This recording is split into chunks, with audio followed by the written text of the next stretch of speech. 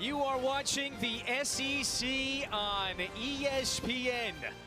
And it's a late night at Williams-Brice Stadium. One of the grandest stages in the SEC. Finally ready to go after a 2-hour and 20-minute weather delay. The South Carolina Gamecocks, they're going to open up their home slate against the defending MEAC champs from right down the road. That's South Carolina State. So welcome upstairs. We're finally ready to go. That is the former NFL tight end and UCLA All-American Charles Arbuckle, Kevin Fitzgerald with you. So you know the story now on South Carolina, the expectations. They were sky high coming into this season, and why not? The 9 wins a year ago, most in more than a decade. Plus they returned their all-conference phenom, that's Lenoris Sellers at quarterback. Last week in the impressive win against Virginia Tech, he shined. He does what he does. I mean, Lenoris Sellers has improved. You get a chance to see him on tape. You're just amazed at what he can do. And the things are, the deep ball. This was phenomenal to a guy that has 10-1 speed. He's still able to not out-throw him, but get him down there. And then when you think you have him in harm's way, you don't. He's able to run through you and run around you. And he has the speed. Watch here where he's going to finish the run. This is what you need out of your quarterback, and your team thrives on it.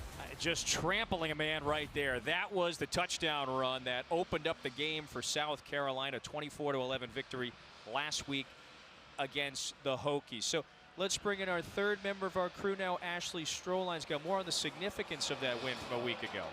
Yeah, guys, for the first time in over a decade, South Carolina football is back in the AP Top 10. The last time they were there, it was 2013. Head coach Shane Beamer says that success starts behind the scenes. It's coaching players the right way, holding them accountable, and focusing on their development. But he also adds it's just as much about showing love and support to his players. And I had a chance to talk with a number of them, including Lenoris Sellers and Nick Harbor, and both of them told me that balance is what makes Coach Beamer so special, and it's what's bringing this team together. And guys, it might have been a weather delay, but it is rocking down here on the field for this home opener. Hey, Kev, you remember those guys in the end zone didn't want to leave. We had one that ran out. He went in the stands. I mean, they were ready to play before the game even started. Sandstorm after dark might be the best version of Sandstorm. They always used to talk about the Pac-12. I think these people here in South Carolina wanted some Pac-12 action. Here we go. Max Kelly kicking it off to Brennan Scott. And South Carolina State will set up shop at the 25. The Gamecocks won the toss. They deferred. So that means Chennis Berry's offense will be out on the field to get things started. Last week in their opening victory against Wofford, Charles, they used 2 quarterbacks. Who is it going to be to start week 2 here? And there it is. The answer is Billy Atkins. For the second straight week, he gets the start, threw for 175 yards in his 3rd career start. He's the 5th-year senior from Baltimore who's going to start this thing here. They'll also use Ryan Stubblefield at times tonight. And we got a flag coming from the back judge, by the way, before we get started. They've been waiting so long, the officials wanted to get into the mix. There was a malfunction of the play clock. Please reset the play clock to 25 seconds. Thank you. That's okay. They're making sure everything is functioning right. I like that. Boy, Lee is he's catching some strays from the fans here who have waited about 2 hours and 23 minutes. Kickoff was supposed to be just a couple of minutes after 7. And so away we go, just shy of 9:30. And so it's Atkins rolling out. Takes a big hit after a minimal gain. Brandon Cisse, that's their veteran corner, comes up to make the stop. Smart, fast, and physical is what Brandon says he wants to be known as. The transfer from North Carolina State gets over there in a hurry. This defense, man, will fly to the football. It was really good talking to Clayton White yesterday, the defensive coordinator, about his group. With all the losses, they still play fast and furious. 5th-year DC, and he oversaw one of the more vaunted defenses in the league last year. Dylan Stewart nearly gets KZ Adams in the backfield. And again, it's marginal gain. Cisse with back-to-back tackles, so it's 3rd and long. We're calling names early of guys that can make plays. And Stewart on the outside 6 with the great hands and gets off. Doesn't make the tackle on KZ Adams, but still able to get there. Third down for the defending MEAC champs right out of the chute.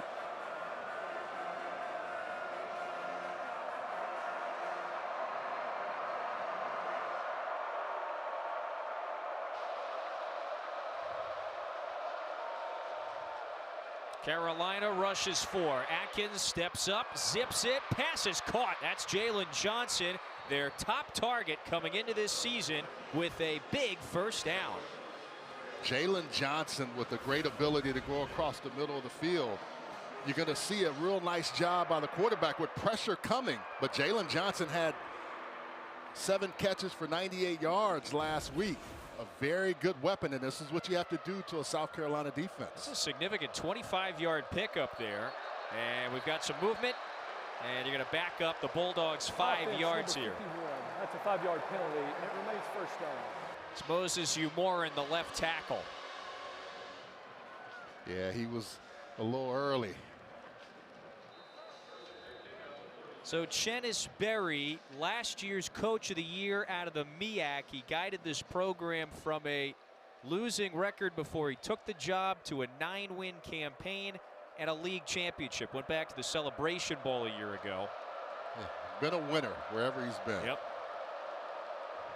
Columbia, familiar ground for him. Spent several years as the head man at Benedict, Division II school here in Columbia. Atkins had to get rid of that one very quickly.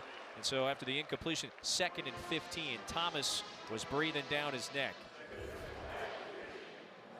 It was a terrific 2024 season for the Bulldogs. Again, Berry takes over a program that had a couple of so-so years. They were below 500 the year before he took the job. They were one of the more explosive offenses in the league. Yeah. And so gone, though, is their terrific signal caller, Eric Phoenix. And Atkins with the 2nd straight start. Adams straight ahead for a gain of 6. So it sets up 4th, or rather 3rd.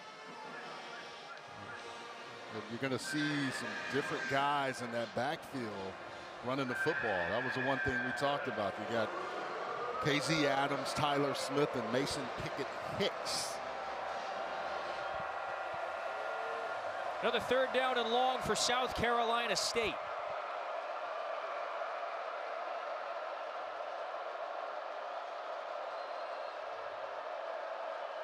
Line to gain is the 38. Atkins, quick drop, lofts it over the middle, little too tall. And he was looking for Johnson that time, so it's 4th down. Yeah, you got a couple of guys down, but he just couldn't quite get the ball to him. You know, one thing is you're going to have pressure, and you know it's coming to your face, and then you have to get the ball out quickly. Good coverage there on the defense as well. Charles, couple of injured players right near the original line of scrimmage. You see, that's Brian Thomas, the senior captain, who walks back to the South Carolina side on his own power. KZ Adams, that's the feature back for the Bulldogs this year. He was able to walk off as well. They both were hobbled. Yeah, they both kind of got caught up in the wash over there. South Carolina State with one nice first down, a big play before that play. So now you have to be careful with Vakari Swain back there. Look out, Elliot Janish, first-year starting punter for the Bulldogs, about to kick away to Vakari Swain. Took one to the house, the last punt he returned last week against Virginia Tech.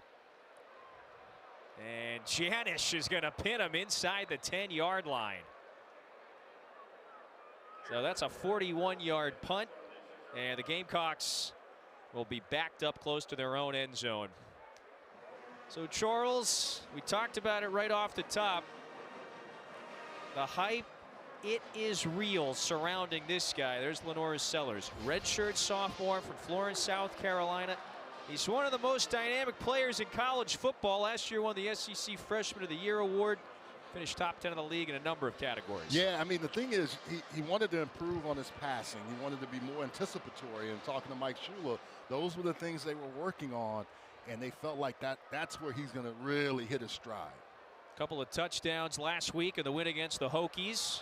He's looking this way. That pass is incomplete. He was looking for Oscar Attaway, who gets the start in the backfield once again.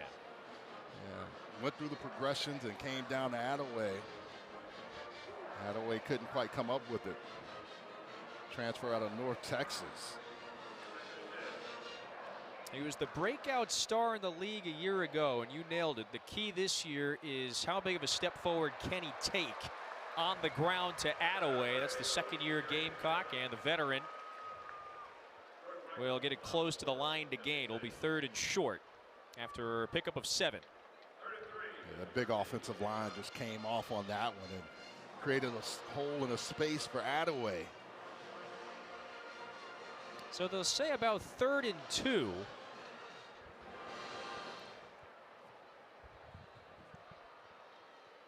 High snap on the ground. Attaway stuffed at the line.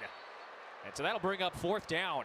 It was Rashawn Washington who led the way, the edge rusher for the Bulldogs. Yeah, when you run on the inside, you better be ready for big guys that can come inside. Rashawn Washington, 44, just comes in and blows everything up, and it allows the rest of those guys to get there. So Mason Love to punt it away. And the Gamecocks, they pick up 1 first down, but then give it right back. Fair catch, and so the Bulldogs will have it when we return at the 36-yard line. 50-yard punt for Love. A couple of empty possessions for each team to start.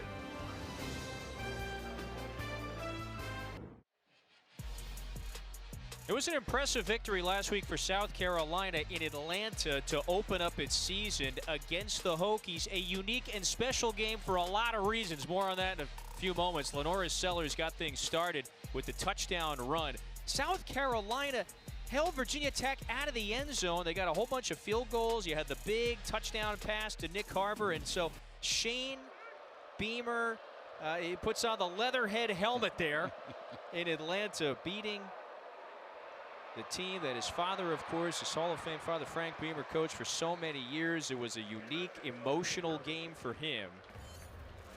And you see the game-changing performances from Sellers, Harbor, and Stewart in that 24-11 win. Well, we've had a chance to talk Sellers, and we've had a chance to talk Stewart. I'm sure Nick Harbor will play a role in today's game as well. So second offensive possession for South Carolina State. Billy Atkins, who made his 4th start of his career today. On 2nd and 10, they keep it on the ground. This is Adams. Short gain, so it'll be 3rd and long.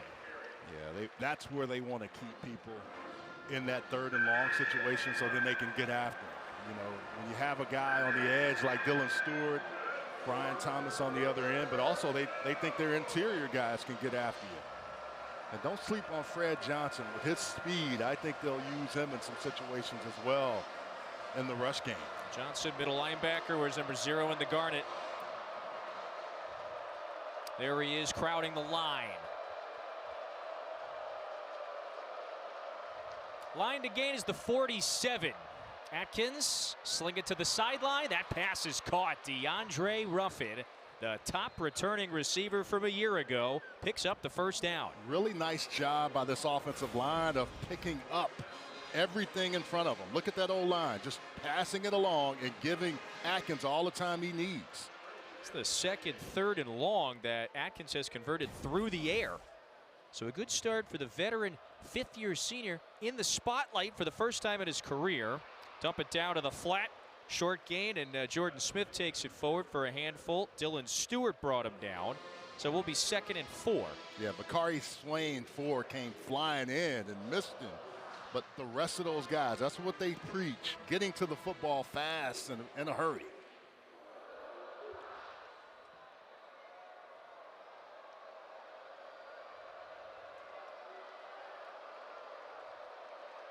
That's a confident South Carolina State early on.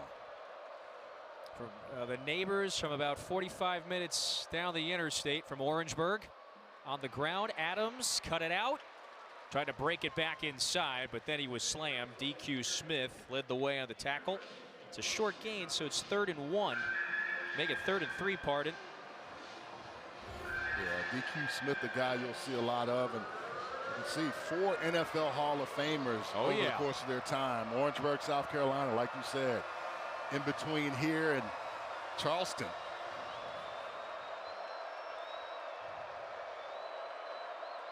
Two of three on third down. They'd like to convert again. Atkins looks confident to start, facing some pressure now. Pocket collapsing. Stewart got to him. It's fourth down. When you have a rusher like that and your tackles are trying to hold, it's awful hard with a guy like Stewart. Stewart is just one of those guys that just can really make a play. You see there, he's going to come off the edge, standing up. Watch the hands. Violent hands and then the finish. That's what they want. He doesn't even have, he barely hits him. That's that strength that they talked about.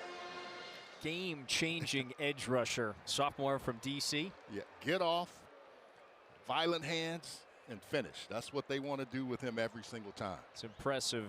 Just how big of a step forward will he take this year? Sky-high upside. There's a flag down. And it should be a delay of game. Delay of game on the offense. 5-yard penalty. Still fourth down. Well, the other thing we were talking about in the open before, he had went and worked with Jadeveon Clowney for a couple of days. He had a friend that said, hey, who should I go work with? Hey, man, Jadeveon Clowney, right? That's a good place to start. Yeah. Played at South Carolina, right? Yeah. He said so. He worked with them, and I think that really gave him even more confidence. Last year, a lot of teams came after him, double-teamed him. This year, I think he's doing a much better job with strength. You can see it even in the Virginia Tech game. He gets upset when somebody tries to come after him. He does a much better job of keeping contained. It was a quality punt from Janish. First time out there, and this one he forces Swain to the sideline. So South Carolina will have it at the 10-yard line. 6:27 to go in the first of the home opener at Williams-Brice Stadium.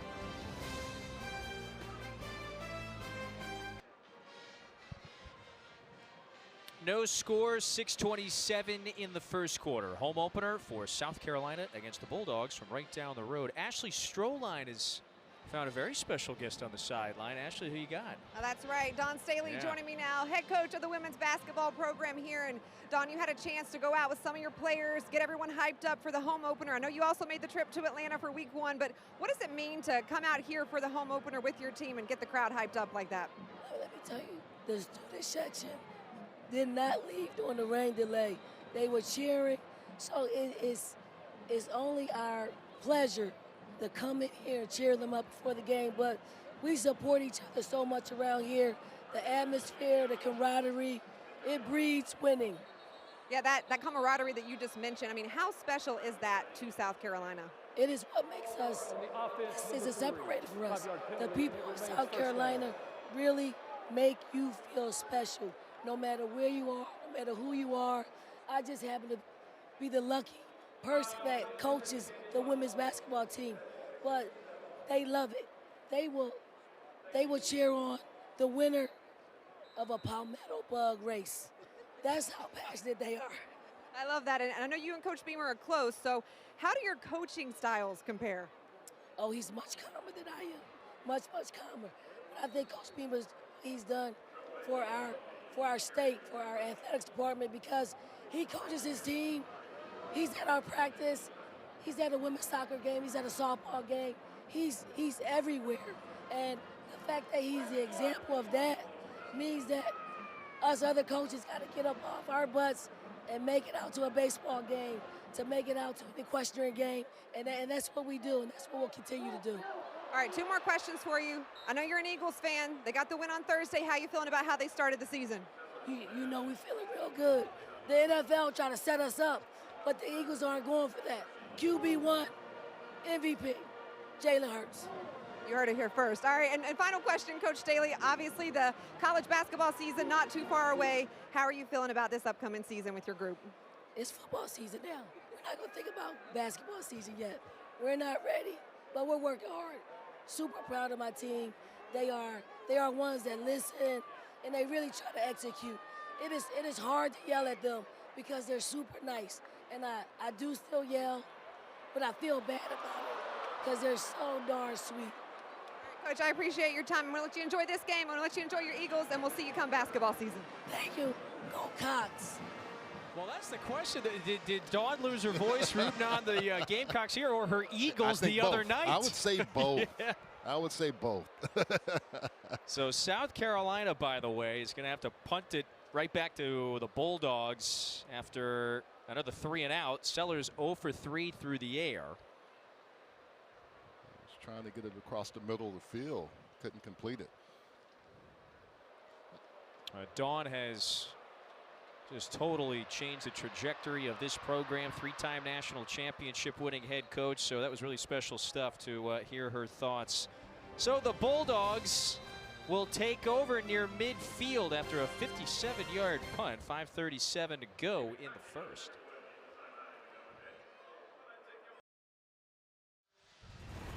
Second season as the head coach at South Carolina State for Chennis Sperry. His head coaching career began here in Columbia, South Carolina. 3 seasons as the head man at Division II Benedict. Had a couple of great seasons, conference titles. They went to 2 Division II playoffs. And then it was a couple of years ago he got the opportunity to coach at the Division I level. His offense is back out there near midfield, their 3rd drive of the day. And Billy Atkins finds Jalen Johnson again for a gain of 7. Chennis Sperry, last year's coach of the year in the MEAC, Charles. His candor and enthusiasm, it is unmistakable. I've had a chance to be around him during the course of his career. I've called the Bayou Classic a few times. He was involved there, but he's been a lot of places, and I was so happy when he got his head coaching opportunity at Benedict, and now you can see it at South Carolina State. 2nd and 3. The tailback is Mason Pickett Hicks. Just too much heat that time. And it was Demon Clowney who came in to stamp Atkins in the backfield. So it's a loss of 5. Cousin of Jadavion Clowney, who we were talking about earlier with Dylan Stewart. This defense is, they've got some, they went shopping. I was telling Coach White, they didn't go to Costco. They went on laser focus to get certain guys out of the transfer portal. They did a really nice job of filling that up. Got a couple of custom suits, custom built there. Atkins dropping back, heavy pressure, takes a big hit, and the pass is caught. Johnson deep down the field. There's a flag right where Atkins got stamped. Yeah, that's going to be a roughing the passer. Forcible contact above the shoulders of the defense number 30. That 15-yard penalty will be added to the end of the run, and it carries an automatic first down. And this is a heck of a catch. I mean, good concentration and holding on to the football and not letting it go. Outstanding job. J.O. was on. Oh, man, but you have 2 guys in your face and still threw a strike, Billy Atkins. Oh, you saw the helmet of Demon Clowney make contact that time with Atkins' face mask. That is a tough quarterback. And so I wonder here, yes, we just heard our head referee, Lee Hedrick. I think the announcement that he made was this could be a replay booth initiated targeting review. That's exactly right.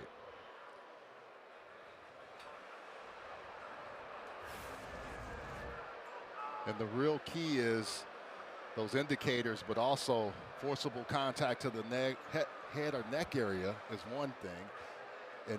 And Kevin, I mean, quarterback has released the ball.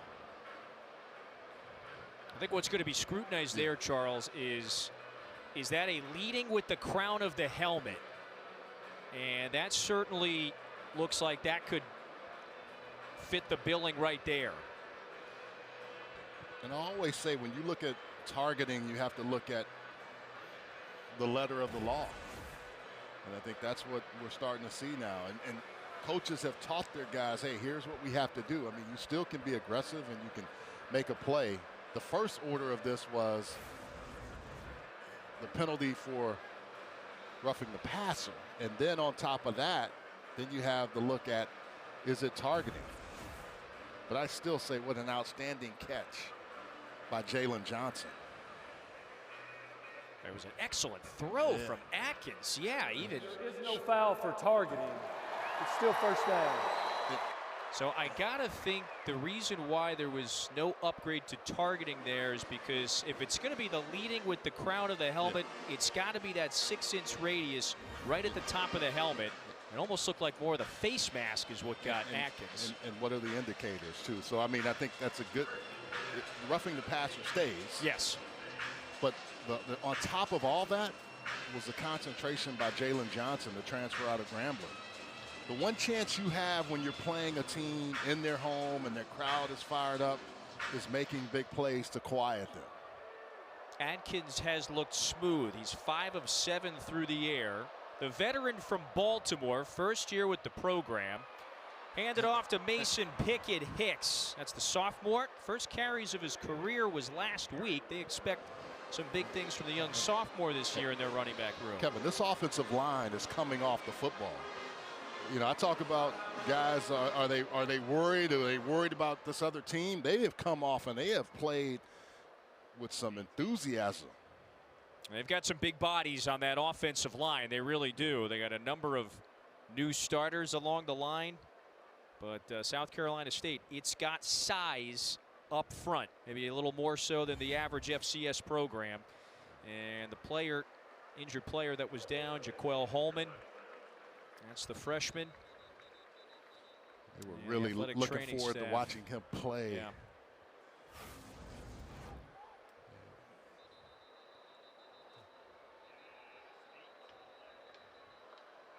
Just one of those, you got rolled up a little bit. Just one of those situations where you're, and this offensive line, that's the one thing that they talked about. If we can protect either quarterback that's playing, they felt like they could run the football. I said, okay, well, let's see it. And we've seen some of that so far tonight. So South Carolina State, 2nd and 3. They're at the 10-yard line looking to find the end zone first. Pickett Hicks, patient run. That's going to be enough for the first down. And one thing you have to do when you have such a delay is how you get your team or keep your team focused. It didn't look like South Carolina really came out with that same intensity that they normally do. And also after a big win, I'm not making excuses, but sometimes it's harder to win the next week or come out fast the next week after you had a hard physical game like they did 6 days ago. It's Jordan Smith in motion on the ground again, straight ahead. Barely anything. Sean Murphy, that's the linebacker. That time stuffed Pickett Hicks. Some pushing and shoving along the line after that run. 2nd and goal from the 5. If I'm a South Carolina State guy, if I played there, if I was involved with their program, I'd say, hey man, you got all the money in the world, but we're coming to play you. We're coming to come get some of that money.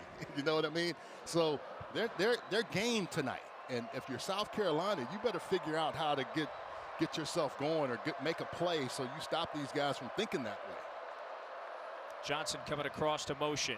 Pickett Hicks right into the teeth of the defense. 3rd and goal again. Kevin, look at the push. Generally, I see the red or the garnet jerseys should normally be in that backfield, but this offensive line, they are coming off, creating space for whoever's playing running back. 3rd and goal for South Carolina State. Here's a key play for you. You want to get on the board. You want to show that you can beat a bigger team. South Carolina State's game. There go the tight ends in motion. Atkins scanning. Atkins rolling out. Incomplete. Was facing a lot of pressure. Things started breaking down. It's 4th and goal. And so very quickly the field goal unit is coming on from the opposite side of the field. Yeah. Good job by the defensive coverage. Look at all those jerseys in the end zone. There's nowhere to throw the football. Atkins just has to evade, and then when he does, he's got pressure in his face. This is the senior from Madrid, Nico Cavanillas-Alti, first year with the program. Pretty good debut a week ago in the win against Wofford. Hit 3 times. And this to give the Bulldogs the advantage. So the visiting MEAC champs strike first, and Chennis Berry with the fist bump there. His club is on the board with 1:32 to go in the first. So week 2 is very close to being in the books here on the SEC side. Let's look ahead to next week. Impressive lineup on the SEC network. It starts with South Alabama visiting Auburn. After that, UTEP faces Texas, who got in the win column today against San Jose State.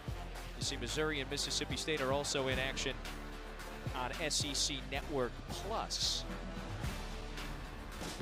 All right, so the Arch Madness continues, and you see Manning's Longhorns with the victory. Arch was 19 of 30 through the air. That is a big win, by the way. The top bullet for Missouri against Kansas. It was a good battle. Missouri never gets the credit that they deserve, but Eli Drinkowitz he can coach, man. He can coach.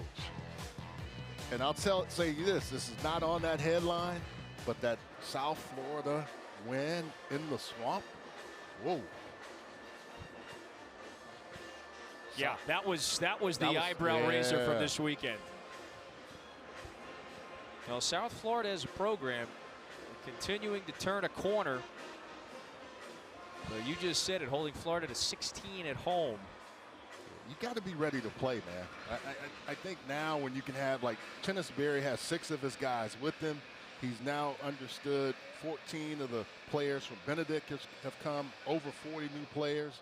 They're trying to build a culture and a legacy, and you got South Carolina that wants to establish its dominance. This is Nick Harbor.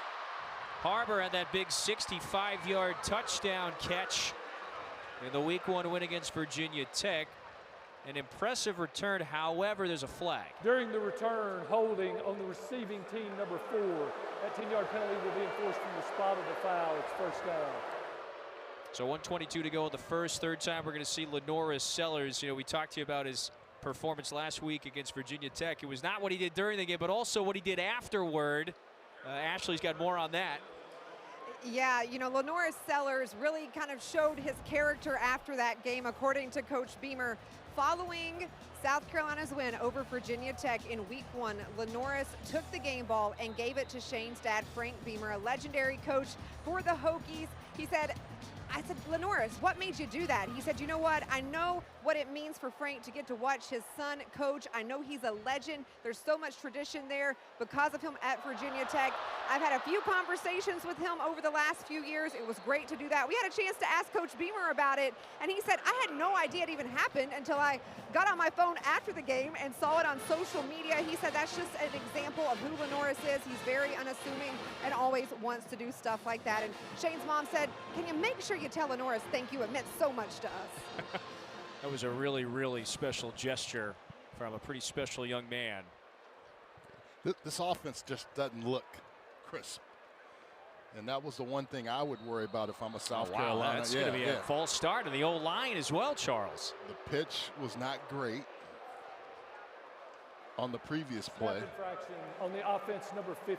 That's a 5-yard penalty, and it remains second down. That's on the center, Boaz Stanley. So South Carolina has been backed up in its own zone, all 3 of its drives, and they're having some more trouble here. On the shift, everybody's moving. He's not ready to snap the football. Boaz has 11 siblings. He's in the middle. Got to play cleaner no matter who you're playing. 13 total yards for South Carolina. This is their 3rd drive. They've got 30 penalty yards. That's not quite the balance you want. Mike Lunds makes the stop that time. So South Carolina faces a 3rd and long. Yeah, Mike Lunds, deep in the first quarter here. He got in quickly and was able to stop everything. And this offense has just not played very well. It hasn't been clean. Yeah, a bit of a ragged start, and so they're hoping that the quarter break can maybe jumpstart some things. They'll flip the field. So after 1, it's the defending MEAC champs from right down the road in Orangeburg. They got the 3-0 advantage in the home opener for these Gamecocks.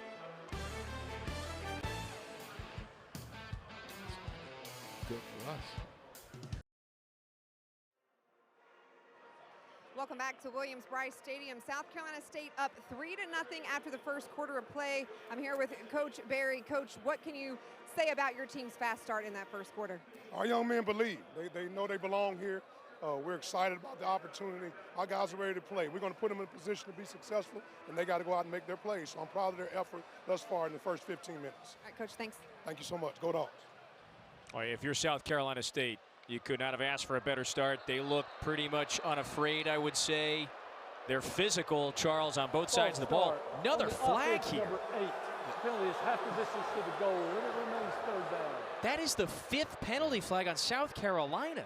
And that's when you practice all week, but have you practiced to the degree that you need to, it shows up on game day. And that's one thing they're going to have to recalibrate, because they have not looked crisp or in rhythm on offense today. 2 3-and-outs, all 3 drives. Lenora Sellers has been dropping back in his own end zone. And they gave up a safety last week. And he just gets out of the end zone. It's a loss on the play, sets up 4th down. And so the South Carolina State defensive pressure has been on display. It's going to be a 3rd punt here. Shane Beamer shaking his head, disappointed. Sean Brown is in position to come off that edge, and you're going to see him show up. He gets knocked around, but then when Lenore Sellers is flushed outside, he's right there. And that pressure from the outside or the inside forces Lenore Sellers to get out of there. He had a safety last week. He didn't want another one this week. Charles, I suppose I'll bring it up. We were supposed to kick off at 7. At about 5:30, hour and a half before kickoff. That was our first lightning delay. The teams had to go back to the locker rooms. The rain came at 6:30. So we wind up getting started about 2.5 hours late. How much is that factoring in? Well, South Carolina State will say it doesn't factor in, but it clearly is factoring in for South Carolina. They have not looked crisp at all. And now what you're seeing is a South Carolina State team that says, look, if you're going to give us this opportunity, we're going to take it. I will say this again. Chennis Berry has won wherever he's been, and he's been on a lot of great staffs. The one thing he has is a good staff, and he's got some players that feel like, hey, I can play against these guys. Just give me the ball and let me show you. Billy Adkins is 5 of 8 through the air. He's had some nice touch on his passes early on. Oh, and his tailback gets leveled in the backfield. Stewart drills Pickett Hicks. There was a little confusion there on the handoff of the exchange. Loss of 5. You talk about coming off the edge right through here. And that guy is just, oh my goodness. Didn't get blocked, just unabated. That'll get you fired up. 6 on 6. Not fair. Pickett Hicks just got railroaded that time. So it's 2nd and 15. And it's going to be an empty backfield now for Atkins. 5 on the play clock. Low snap. Atkins, maybe a designed run. Gets back around the original line of scrimmage. So pickup of about 6. Sets up 3rd and long. Well, Billy Atkins played in that JMU program also that did a lot over the last few years. All of those guys that tended to go to Indiana, he came to South Carolina State when things changed, but he is really showing something tonight. In the spotlight for the first time in his career as a starter. Line to gain is the 44.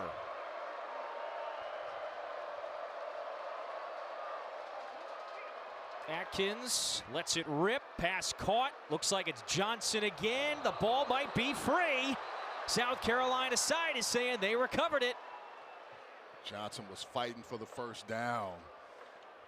Did a nice job of catching. The runner was down. It's 4th down. So Johnson was short of the line to gain. They're going to say he was down before the ball came out. Ooh, I don't know. Or is it? He lost the ball, but was he down? Oh, no. Boy, there is not a body part down, and not a knee, not an elbow. The previous play is under video review. Yeah, this might go against South Carolina State. South Carolina might be getting its first break of the evening. Well, and I also think they're getting a handful from Shane Beamer.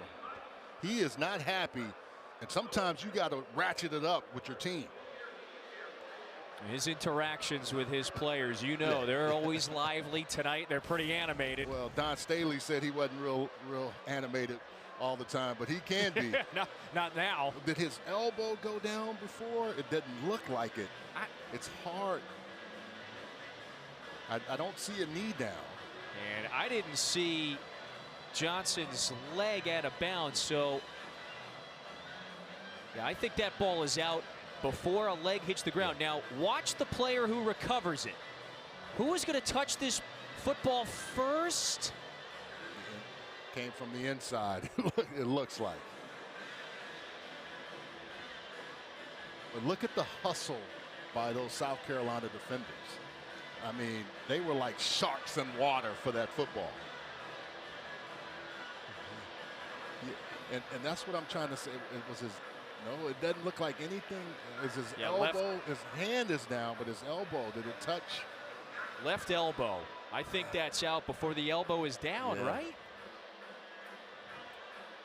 They're taking a long look at this, but the hustle. Look at 4 guys attacking the football. And Shane Beamer right there in the play. I mean, he's like coaching right on the sideline. He can see it. Because these are the kind of things you need sometimes when your team hadn't played to the degree that you want them to play.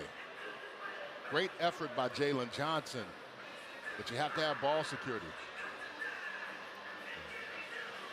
And looking to see also if number 4 was out of bounds when he was touching the ball. That's Vicari Swain. Yeah, that's the other critical component here to this sequence.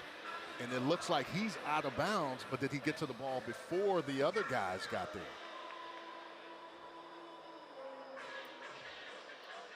Vicari Swain.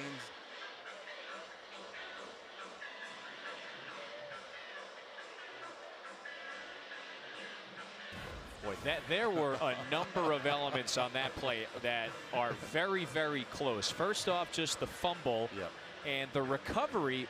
Who is recovering it is now going to be the most important factor. It was a fumble. However, the defender from South Carolina was out of bounds when he touched the ball. Therefore, it is a forward fumble out of bounds. The ball will be returned to the spot of the fumble. It will be South Carolina State ball at the 46-yard line. Wow, how close was that? They dodged a major bullet. And hey, you're taught, Vicari Swain, you're taught to go get the ball. You don't care where you are, but right there, it hurts them because he has all those other people, because the ball is just sitting there. Wow. So it's still a 4th down nonetheless, and South Carolina State is going to punt it away. So the real drawback for South Carolina is it's could potentially lose out on some field position here. So close. This is Janish, and it is Swain. Signals for the fair catch. And it will be 1st and 10 at the 20 for South Carolina when we return. Boy, the Gamecocks offense trying to get a little jolt.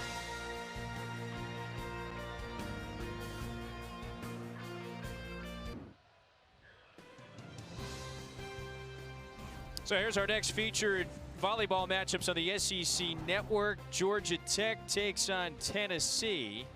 The Food City Center in Knoxville. That's Tuesday at 6:30, followed by Florida State and Oklahoma the following day at 7. You can catch them both on the SEC Network. Home opener, Williams-Brice Stadium for these 10th-ranked Gamecocks. First quarter, it was a little ragged. 3-0 lead for the defending MEAC champs. Razul Faison is the tailback for this series for the Gamecocks. And so, Charles, you can see what South Carolina has done its first 3 offensive possessions. That play right there gives you more yards than you've made so far in that first quarter. 3 and outs don't help you, and it doesn't give your defense a chance to get what they need to do. Offensively, what did I say in the break? Run the football, establish that again. So back on the ground, or rather Sellers pulls it this time. Darts it over the middle, and it's Donovan Murph, the freshman, who makes the catch. RPO, getting outside, giving them a chance, and that's what you want to do. Lenore Sellers really does a nice job moving and throwing the football. Now you're getting that rhythm that we talked about. First down for South Carolina comes at the 11-minute mark of the second. Here's going to be the reverse. Harbor, is he getting a lead block from his quarterback? This is Nick Harbor, turns the corner for a gain of 13. I have never seen a guy that big except for Usain Bolt, and I'm not trying to put him in that category, but when you run a 10, 100 meters on the football field, it looks like you're going even faster. Nick Harbor, the dynamic, athletic, 6'5" wideout. They're going to get him in space. They want to make sure they get him the football any kind of way they can. Sellers rolling the pocket, trying to evade the pressure. South Carolina State was trying to run him down. Sellers was tight roping the sideline, and his throw was incomplete. One thing Sellers will do is keep his eyes down the field, and then when he decides to run, he will run. In that particular play, he was running out of real estate and had to get rid of the football. The pressure coming from the inside done him on him. He throws the ball late, but it's Harbor is out of bounds. Harbor sometimes struggles with catching the ball cleanly, but he's getting better. That's one of the things he wants to continue to work on. Former All-American track star left the team to focus entirely on football. Sellers, little antsy in the pocket, taking off, finds the corner, and he's got enough for the first down. Ushered out of bounds that time by Jabin Ford. Move the sticks. Well, he's going to go through his read progression. Look, he starts over there, comes in the middle, doesn't see anything, and then this is where he says, okay, I got to go. And he gets going. And he's such a good athlete when he gets an open field. And sometimes it looks like he's antsy, but he's really working to get his feet to go where he wants to throw the football. Sellers has largely tonight has not had many clean pockets either. He had a problem with that last week. And now with the clean pocket, well, that's there's what you one. can do. Yep. Finds his man over the middle.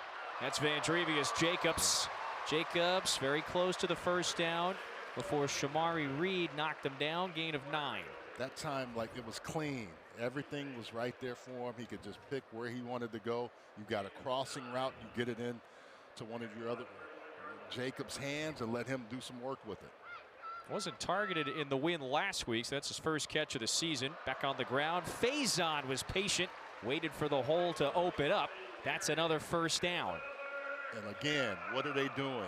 Committing to the run to set everything else up.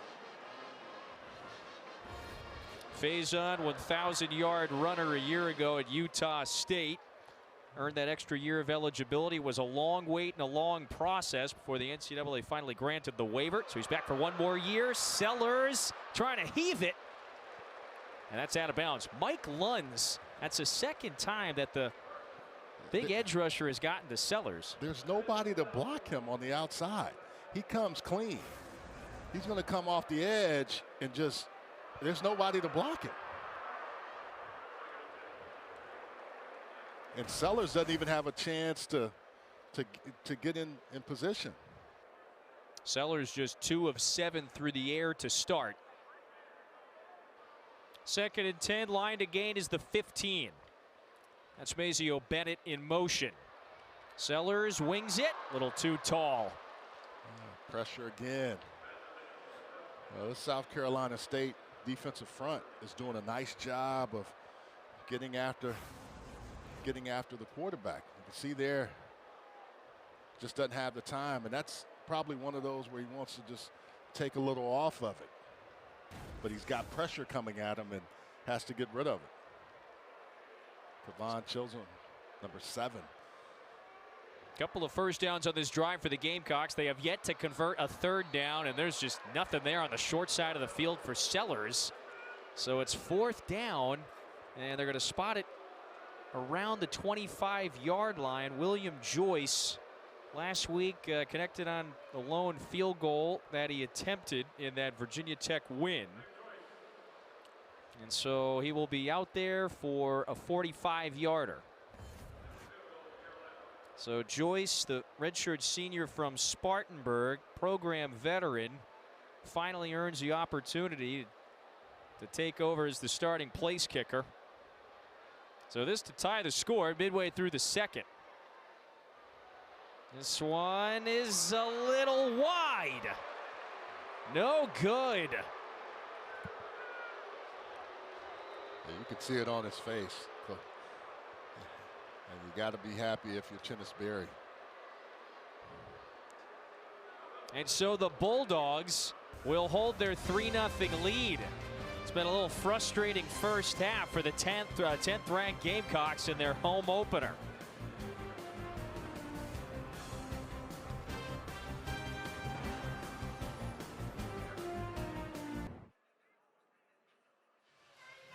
South Carolina State has moved the ball swiftly in the opening half, and Jalen Johnson has been Atkins' favorite target. He's made a couple of fine catches in the first half tonight.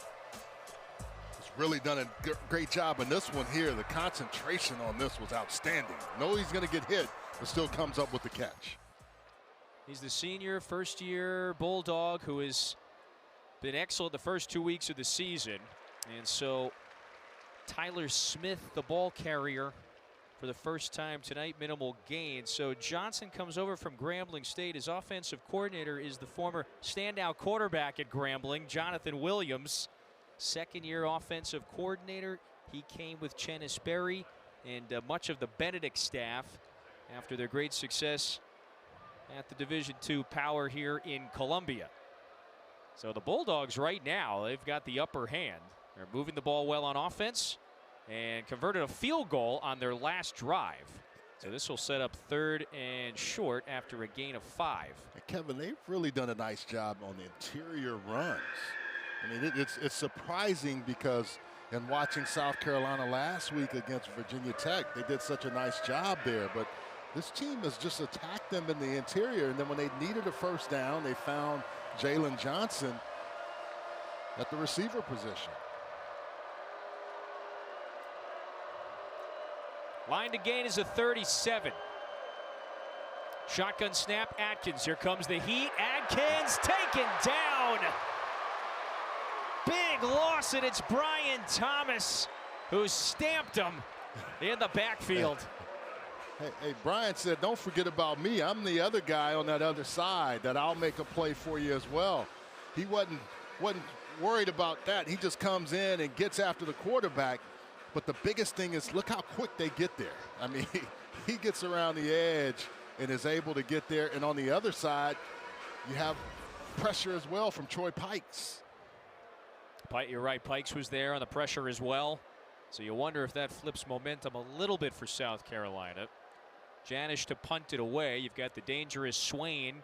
And will he get some space here to return it? Swain spins away from one. Reversing field. He's got a lot of blockers on this side. The dangerous return man took one to the house last week. Swain does it again.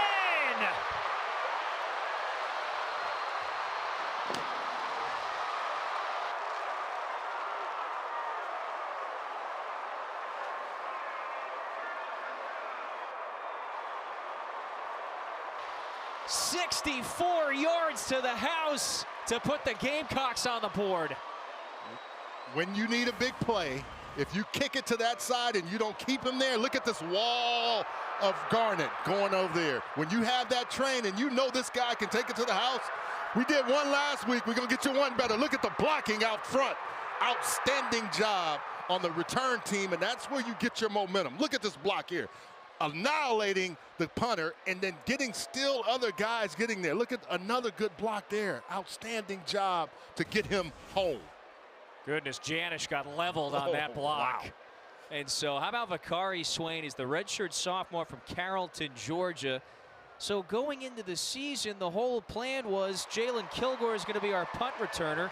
Had a sore hamstring last week, so it's Swain who gets the opportunities, takes one to the house, and Shane Beamer said, yeah, it's a little Wally Pipp situation here. Swain's our guy, I think, moving forward. And he does it again, Charles. Back-to-back punt return TDs in consecutive weeks.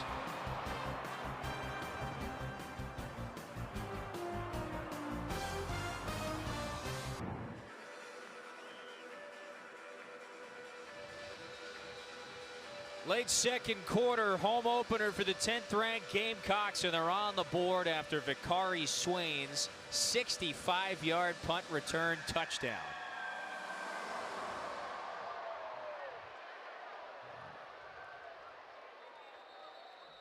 Sound familiar? Didn't last week against Virginia Tech. This one 80 yards to the house, Charles. Well, and when you have guys that are out there that are looking to make blocks and help you, that's the thing you want to, that's what you want to have. You want to have your starters and guys that you know are excited about doing it. And then look here, 1, 2, you got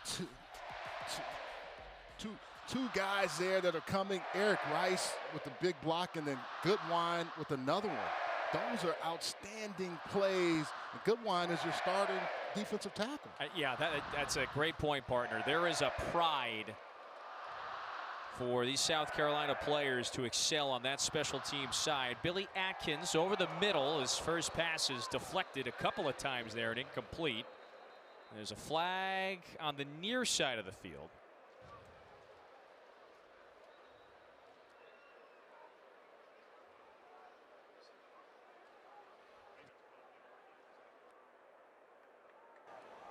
There are 2 fouls on the play. Ineligible player downfield on the offense number 73. That penalty is declined. Holding on the offense number 55.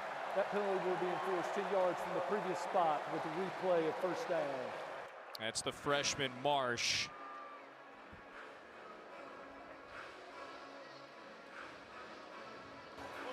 Correction, the ineligible player was number 77, 7-7. So 1st and 20. And Kevin, I'm going to give credit where it's due. It was Maurice Mo Brown, 44. They have 2 44s. I'm looking at the size. It was definitely Brown down there blocking on that. But still, you've got guys that just want to pay dividends for Swain. It's Beamer ball, Shane Beamer's specialty. Tyler Smith takes the handoff this time. Senior from Gaffney, South Carolina, gain of 2. 2nd and long. And I should know that because as a tight end, I'm going to be on the punt team or the punt return team. But they do have starters that are out there. You know, we talked about J.O. being there and a DQ, because you have to have your fast guys that want to play a role in helping Swain. You saw that wall. It was they knew right away where he was going. Atkins on 2nd and long. Here comes the pressure. Floats it deep down the field. And it's too far for Ruffin. He took another shot in the pocket that time. And so now there is starting to be some consistent pressure in the backfield from South Carolina. Well, and also when you have 3rd and long, you have to throw the football, but that gives the defensive line a chance to get after you. And they've had this 2-quarterback system. We haven't seen Stubblefield tonight, but we have seen Billy Atkins. Atkins 6 of 10 through the air. Check it down. Pass is caught. That was his running back, Tyler Smith. Short gain. It's going to be 4th and a mile. And so the Bulldogs will send it back to the Gamecocks. Yeah, Miles Norwood with a nice tackle in open field. So if you're Chennis Berry's team, I think you're punting this one out of bounds, no? Well, if you're going to punt to that side, yeah, you got to make sure you get there. And you only had one guy to stop him. So this worries you because they had the perfect call and a guy that can just make things happen. I agree with you. Kick it out of bounds. Don't give him another chance. Boy, what a start to Swain's punt returning career. That one was partially blocked. So South Carolina blocks the kick. Swain, by the way, picks it up. The play is alive. Swain coming this way again. Is he going to do it? Yes. Swain! Touchdown!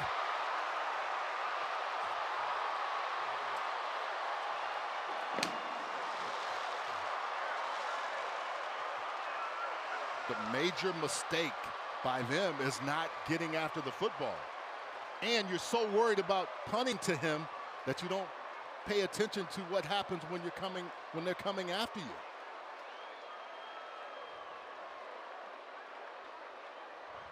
Vakari Swain does it again in a little unconventional fashion this time after the punt was blocked. He said, Coach, I'll be your best offense.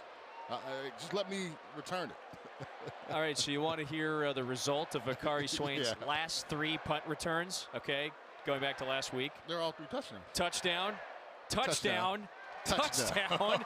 So that ties a South Carolina record. I'm amazed that there was somebody else in program history that had also returned 3 consecutive punts for TDs, and so he becomes. What I didn't understand, okay, so Boosie is going to come close to getting it, 13, right? You see that. But when this ball is down and it's already tipped, go attack it. I know they want to let it go, but don't let it get to 4. Look, you have to hustle to get the ball. And then you try to tackle him, and you have 5 guys there. Oh, he knows where my wall is, and I go to it, and I make sure I get to the house again. Boy, you credit Swain for the awareness that time. That's a missed opportunity by South Carolina State to allow that to happen. So that was David Busey who partially blocked the kick. But the hustle and the forethought of Swain, he kind of played it off, right? He did a good job of acting like, no, I'm not bothering it. And then as soon as he saw, he went in there and got the football. And if you're South Carolina State, you cannot let that happen. You can't let it happen. You better not kick to him the rest of the night. By the way, let me correct myself. So he ties the single season South Carolina record for punt return touchdowns. We played a game and a half, and he's already tied the single season record. Boy, it is sky high upside this year for Swain. He made SEC player of the, special teams player of the week. He's going to do that probably again this week, because I don't know if anybody is going to return 2 punts for touchdowns. You're saying Vegas isn't taking bets on that one? They can take all they want. I'm giving it to him. He's the favorite. I'm bequeathing that to him right now. Oh, my goodness. Well, your team isn't playing well. And Shane Beamer grew up around his dad, and when they didn't play well, their defense did something. Tip, punt, return for a touchdown, and then the other one was just great special teams play. So the momentum is really flipped. The tailback for South Carolina State is KZ Adams again. Gain of 3 on the first down carry. Yeah, and now it gives your defense a chance to do what they kind of know, what they've been thinking about doing all night, and that's getting after the quarterback, making sure you stop the run, and then attacking whenever they throw the football.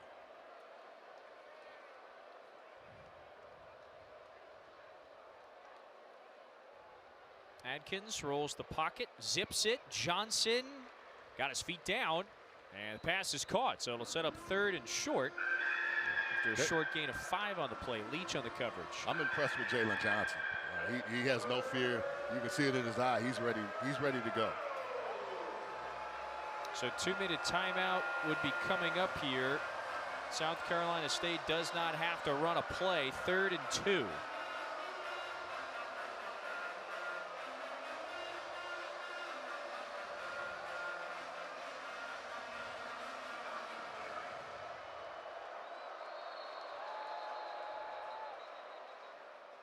Two-minute timeout in Columbia.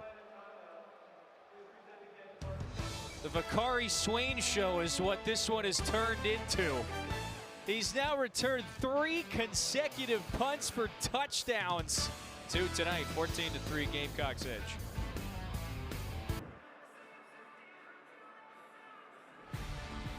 Tonight after Louisiana Monroe and Alabama wrap up SEC football final, it's back with Dari Noka, Chris Doring, Benjamin Watson. They're going to take you through the best action from around the league today. It's over on the SEC Network and the all-new ESPN app.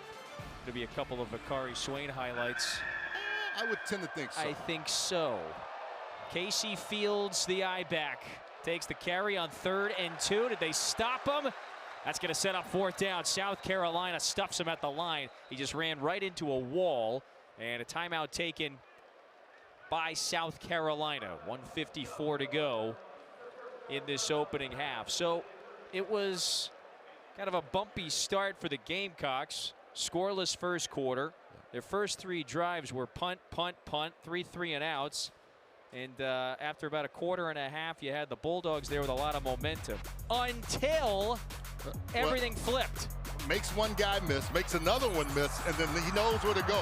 His wall. You can see DQ Smith, #1, leading the charge, but he also has some other guys. Eric, it is so good when you see guys hustle and make plays. Now this one, watch how he kind of plays it off. Okay, y'all like, okay, it's mine, and makes another guy miss. And then again, that wall we talked about, getting outside, allowing him to get down the field. Eric Rice and Maurice Brown on that one play, and then all those other guys on the other play. So in the shocking move, Shane Beamer's going to send Brian Rowe back there to return this one. That's the freshman from Concord, North Carolina. So Janish does get it away cleanly. 1st and 10 from the 25 for the 10th ranked Gamecocks. When you put good things on film, everybody kind of knows it, but you can see this team really knows what they have to do. And what did we talk about with Shane Beamer yesterday? I coach special teams. I coach him pretty hard. So he has to be excited about what his team is doing from a special team. That's what he says. He says, it's my baby. Yeah, it's his baby. It has been for a long, long time. You see it, by the way. So Vakari Swain has scored 18 points. The rest of the team has scored 20. Wow. It's a tight race right now. You know, the last SEC player with a pair of punt return touchdowns in a game was 9 years ago. So it's been a while. Lenora Sellers, 1st and 10 from the 25. Rips it downfield. Caught! Beautiful catch on the sideline. It was Donovan Murph, who's made a couple of receptions today. That's a gain of 27. Nice ball there. Freshman out of Irmo High School. One of the best throws that I think Sellers has made tonight. Really good throw, and Murph with the catch in the 2-minute drill. That's the freshman from Irmo, so maybe 20 minutes down the road.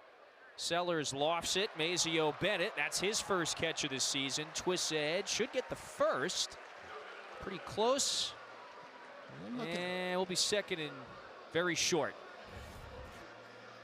So remember, we will have the bands coming up here. South Carolina's band will perform at halftime. 2nd and short, Sellers stepping up. He can run, and here's his mobility. That should be enough for the first down. And Kevin, you always kind of have a spy for Lenora Sellers, and that was 10, Jordan Franklin. But he got outflanked. Sellers didn't see anyone, and right away he gets out of bounds, stops the clock, tries to keep this drive moving. The all-conference dynamic stud. On the ground to Oscar Attaway. They didn't get it. Nothing there. Oh. Yeah, this is now 4th and 1. Clock winding. They have struggled at certain times running the football against this front. Now South Carolina's bringing in the big package here. Michael Smith, Mo Brown, Jordan Dingle. Just substituted out onto the field. 50 seconds to go, 4th and 1. Big bodies in there to block for Attaway. Instead, they get the first. Yeah, give it to Lenore's. But you bring all the tight ends to show like you're going to do something, and let Lenore's just pick a hole and go. Find an A gap and get between it and make it happen. Second charge timeout of the half. There will be a 30-second timeout. So South Carolina takes its second timeout. 38 seconds to go. Ball is at the 37-yard line. Will be 1st and 10. And so we saw probably Sellers' best pass of the evening just a few moments ago to Murph on this drive. So we got off to that so-so start. He's 4 of 10 through the air for 57. Those first 3 drives were 3 and out, right? No yards. They weren't really able to go, and then I think the momentum started to shift when Swain had that first punt return, and then the second one, These aren't the numbers that he wants to have, but I know he's working on it, and he's looked a lot better these last few completions.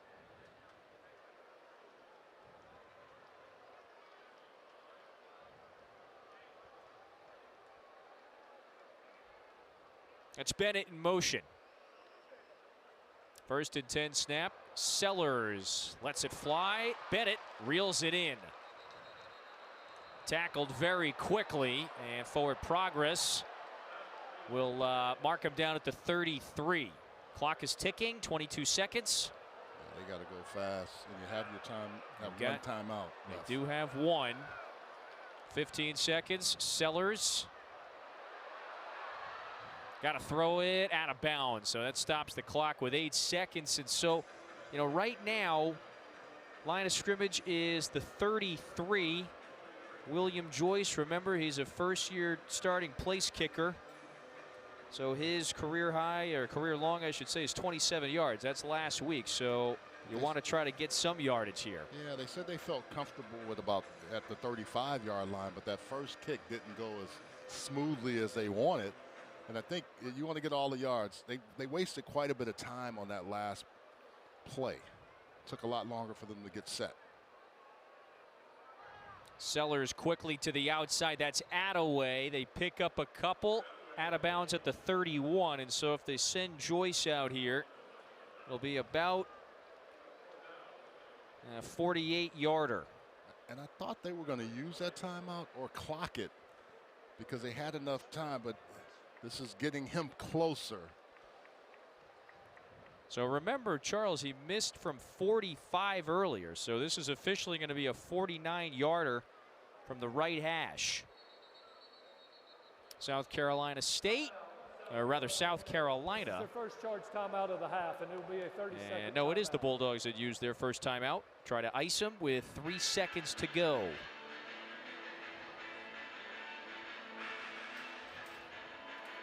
Shane Beamer's South Carolina Gamecocks. They were down 3-zip about halfway through the second quarter. Then the consecutive punt return touchdowns for Vakari Swain to try to add 3 more here before the break.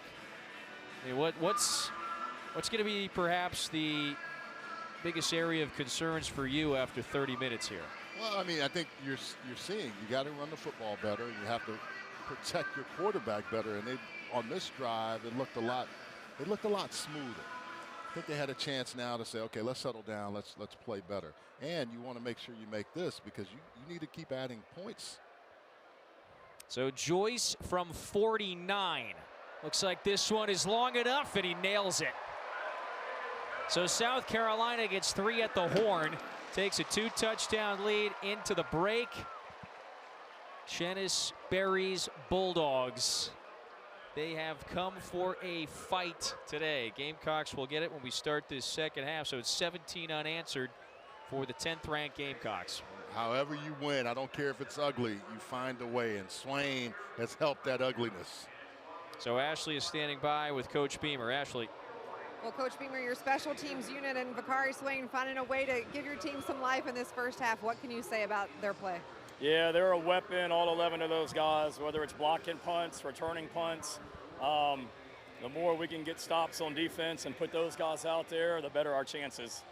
What's the key to having all 3 units on the same page in the second half? Yeah, we need to figure it out because we're pretty pitiful right now offensively. Obviously, that last drive was good to get points, and the drive before that, we missed a field goal. So I think early in the first quarter, field position was killing us. I mean, I think the first 4 drives, we were inside our own 20. That's tough sledding, but we certainly need to be a lot more efficient than what we've been those first 30 minutes. Coach, thanks. Thank you. He tells it like it is. Straight shooter. Yeah, the 5th-year boss. He'll try to clean some things up, but his team is up 17-3 in their home opener against the BAC champs. So it's halftime in Columbia, 17-3 to score. We'll step aside for a moment at Williams-Brice Stadium. Home. You are watching the SEC on ESPN. Home opener for the 10th-ranked Gamecocks at Williams-Brice Stadium. and they got a 2-touchdown lead. And where would they be without the special teams? More on that in a couple of moments with Charles Arbuckle. That's the former All-American at UCLA, Kevin Fitzgerald, with you. So South Carolina State, the reigning MEAC champs, FCS program, they came in here pretty fearless. They scored the first points of the evening. And South Carolina, they needed some magic. They got a spark on the special team side of the ball. Well, we saw it last week with Swain, so I figured he would come in and do it again, but not once like this. And guys out front doing a nice job of blocking for him, making sure that he had all the protection and got into the end zone. And then again, this is where South Carolina State has to be better, but he takes advantage of it, goes there and picks the ball up. And if he's not tackled right away, then he has a chance because his team is going to really block for him. They're going to get out in front and they're going to let him do the rest of the work. But they know when they give him any opportunities, he will make some things happen. 3 punt returns for touchdowns on his last 3 returns. The Division I or FBS record is 5 in a season. He's got 3 a game and a half into the year. And so Nico Cavanilis-Alti to kick it away. South Carolina up 2 scores. And that one does bounce out of bounds, so we'll see the flag. South Carolina will take over at 35. Free kick out of bounds on the kicking team. The ball will be placed at the 35-yard line where it will be first down. And the Gamecocks needed it. You can see South Carolina State held their in-state foes to just 108 total yards. That's all, and most of those yards coming on their final 2 drives of the half. Yeah, 0 for 3 on 3rd downs. They just didn't play clean to start the game. I mean, 0 for 6, excuse me. They didn't play real clean, and the special teams unit really did a nice job of keeping them in that game. So Lenora Sellers, who was 6 of 13 through the air in that first half, pitches it out to Razul Faison. His first touch here in this second half, short gain. That's Josh Barker, who comes in leading the way, in addition to Charles Arnold. Yeah, Charles Arnold out of Coastal Carolina, one of those transfers. Faison trying to break through and picks up 6. So 3rd and short. I think in this half you have a healthy dose of Faison, Attaway, whoever's playing that running back position, and really just establish a dominance, especially after getting such a big lead. But we got to give a lot of credit to the South Carolina State defense also. They old school pursuit, they drive sleds, they attack the ball, and you can see it tonight. Sellers with a lot of time, lofts it over the middle. That pass is caught. Michael Smith has got his first catch of the season. That's the sophomore from Savannah, Georgia. Yeah, Michael Smith going to set right over the middle, turn around. Brendan Scott comes in, and let's hope he's okay. The athletic training staff very quick to get to Brendan Scott. Senior out of Florida, transferred from Temple.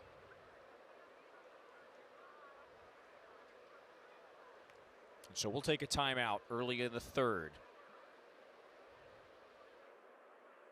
Scott was the injured defensive back on the field for South Carolina State.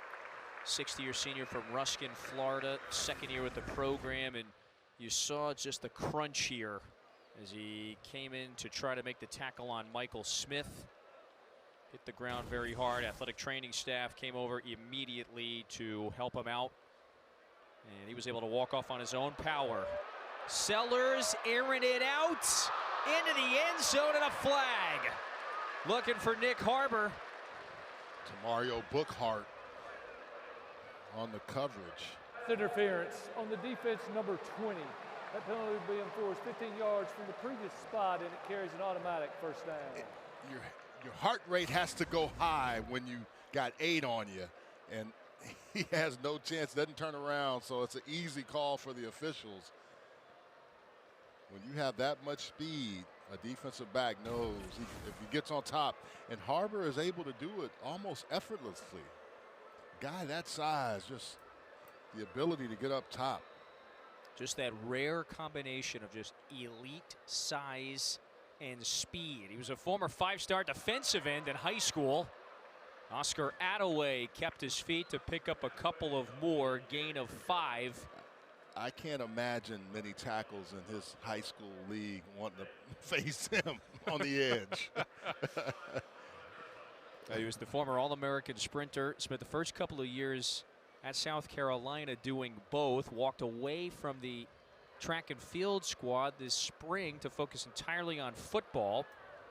Attaway was trying to turn the corner, and he swarmed and smothered after a gain of 3. Franklin led the way for the stop. Well, we talked about the defense losing some guys, but on the offensive side, it was the wide receiver position. And, you know, when you think about South Carolina, you always think of some big receivers, Alshon Jeffries, Debo Samuel. I mean, you can just go back and name a bunch of names of guys that were Xavier Legette. Yep. And then you have Nick Harbor, who's not only big, but has all that speed. Sellers keeps. Sellers puts the accelerator on and then tripped up after a 16-yard gain. Gerard Washington somehow tripped him up. Well, and his receivers do a really nice job of blocking downfield. Great fake by Sellers, but look at the blocking there and down the field. And Donovan Murph trying to hold the block, but very good tackle in open field on a big guy that can run the football. Sellers keeping it again. Stiff arm. He's dragging a man with him. Tyler Jones sling him out of bounds. And so a gain of 1. That's it. So it will be second and goal from the 6. I don't know if you realize how fast he gets up on you. Tyler Jones is trying to come. He gave him that jackhammer stiff arm, and Jones is saying, hey, man, was that not a face mask?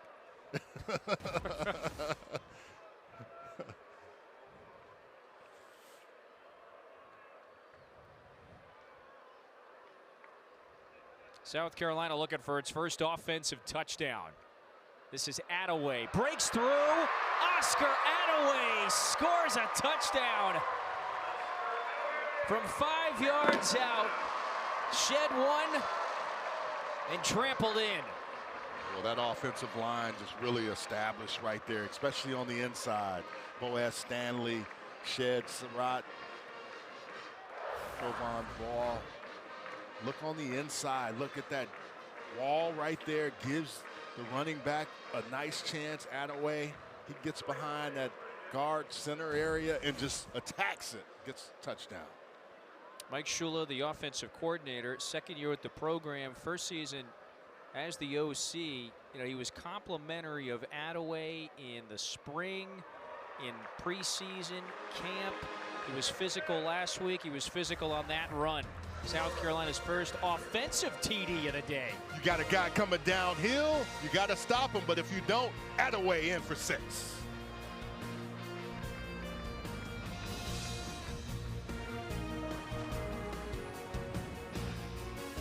First time, it's a first offensive touchdown of the evening. Late night at Willie B. And Lenora Sellers, you see his numbers. 7 of 14 through the air. On the ground that drive, he was effective. So he is South Carolina's leading rusher, just 27 yards tonight. That's all. It was Oscar Attaway who scored that TD from 5 yards out to complete the scoring drive. Well, and that's the one thing you like with that first win. But I talked about it. We talked about it a little bit yesterday. 6 days was a little bit different. You got to be as efficient as you can in getting prepared. And now the offense didn't play as well as they wanted to. But think about next week, what you have with Vandy, who really took out Virginia Tech, and that's going to be a big game next week for both of those teams. That is South Carolina's SEC opener, and you're right, look out. You got a 2-0 Vanderbilt squad that just scored 44 against Virginia Tech. So the first down carry is KZ Adams, who's able to squeeze through a hole to pick up a decent game before Monkel Goodwine Well, the defense tightened up also, too. That was the other thing. Early on, it looked like South Carolina State was getting some momentum. We haven't seen Jalen Johnson, but they've really corrected some of the things that were happening earlier in this ball game. Atkins started 5 of 7 through the air. He's 8 of 12 now. Atkins flushed, zips it, and that pass is caught in stride. Jordan Smith reels it in on the run. First down. I like how Atkins strolls on the run. He has really done a good job when you watch him on tape, but tonight he's been so effective. Look at him get those shoulders squared, get the ball out. And this is a thing that if you're South Carolina, you got to make sure that you clean this up going into next week, because the Vanderbilt team is going to be a little bit different. They want to have explosives. You got to make sure you don't give them those opportunities. Just the 4th career start of Atkins' career. Low snap, handles it, and he's going to pull it away wisely. Atkins looking for a block. Picks up a handful on the first down run before Dylan Stewart knocked him out of bounds. Great ball skills with Atkins right here. And this could be one of those things. They had talked about playing 2 quarterbacks. We've seen him most of the way tonight. And this has given him some confidence as well. Yeah, we have not seen Ryan Stubblefield just yet. Last week they both played and played fairly evenly, I suppose. They took just about the same number of snaps and series as one another in their win against Wofford last week. Atkins was 17 out of 33 through the air. First-year Bulldog. He was a backup at JMU for a couple of years. James Madison, successful program. Gets it away quickly to the sideline. That one is caught right around where the first down marker is. Cyrus Ellison reels in his first catch. He had 5 catches last week and said he put a lot of time in. It got him up, put some weight on him. He was more of a receiver guy when he first got here, but he really had 5 catches for 6 yards, 66 yards last week. Clock winding, middle of the third. 3rd and 1. KZ Adams is the back. He's got it, trying to break it outside. South Carolina smothers him. It's a loss on the play. Demon Clowney gets into the backfield once again. DQ Smith also. You have the ability to get after a guy. Demon Clowney coming off the edge here. And then you have this wall of people just making sure that he doesn't get in. Demon Clowney with the nice use of the hands. Look at that. 3 defenders all on that spot making a play. They just beat the tight end that time. And so Chenisberry elects to punt it away. So Brian Rowe is going to get another opportunity to return this one. And we got a flag. Play clock. Delay of game. Yep, was winding. On the offense, 5-yard penalty. It remains 4th down. Please reset the game clock to 7:50, 7:50.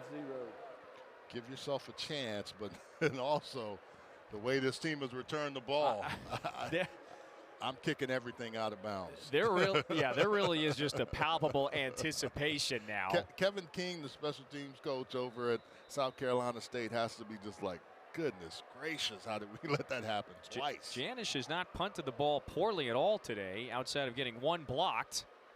And that's fair caught, and Rowe stumbles but secures it. South Carolina with the ball up 24-3 when we return.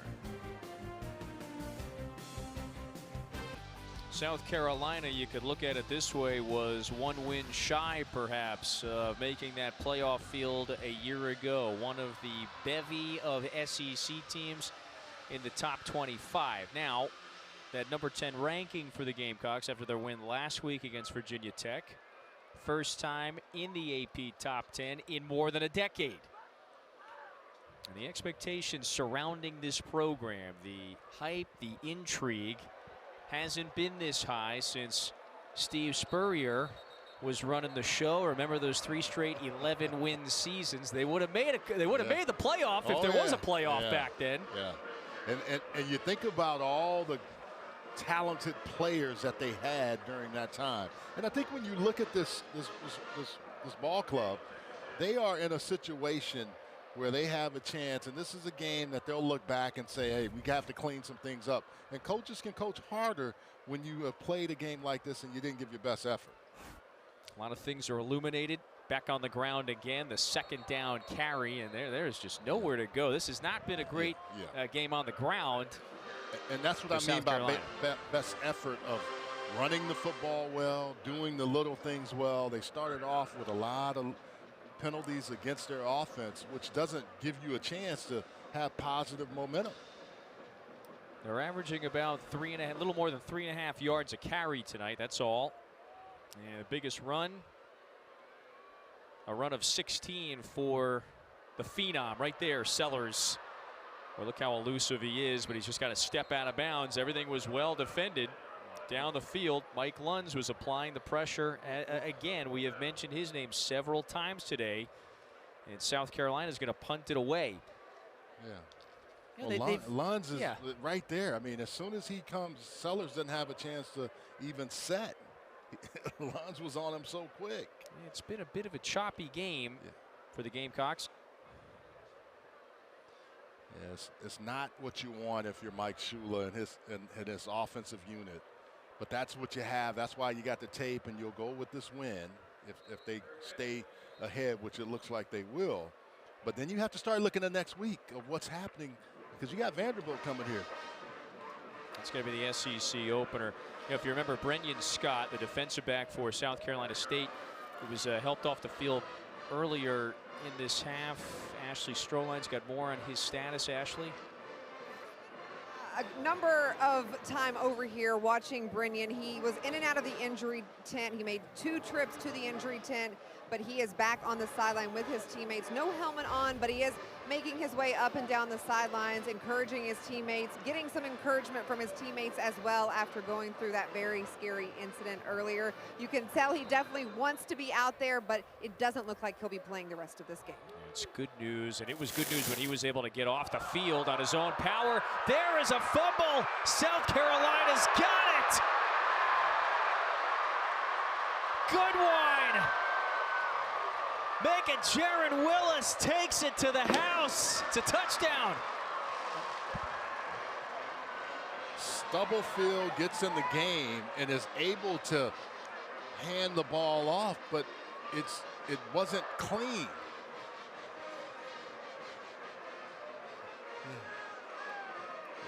Wow. Defensive touchdown, couple of special teams touchdowns. Complimentary football. When your offense isn't playing the way you want them to, your defense figures it out, and your special teams. Boy, at its finest this evening. Jaron Willis picked up that bouncing football, the junior from Albany, Georgia. Third-year Gamecock. He spent a number of years here, and now the lead grows. First turnover of the evening. Well, Stubblefield gets in the game, and it was a great job of knocking the ball out, but Jaron Willis is able to get that and take it back to the house. And look at him. He's going to celebrate. Brian Thomas Jr. looks like he was able to get a hand in there, 46.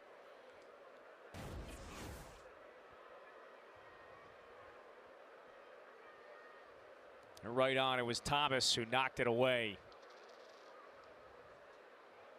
So, and there is Marquis Anderson, who's a little hobbled now after the extra point. But it is 3 defensive and special teams touchdowns tonight for South Carolina. You know, I mean, Beamer ball, right? Yep. The Shane Beamer's version, Beamer ball 2.0. You know, his dad, if you thought about those Virginia Tech teams with Bud Foster and the lunch pail and all the different things, I think they've kind of emulated that here. They want to have that same feel. And that's what you have to have. When your offense isn't playing well, your defense steps in, your special team steps in, and they make plays. And that wasn't on Stubblefield. You know, he had just gotten in the game. I mean, Mason Pickett Hicks was the running back, and Brian Thomas just flew in there. I mean, that's what they expect out of him and Dylan Stewart, be disruptors.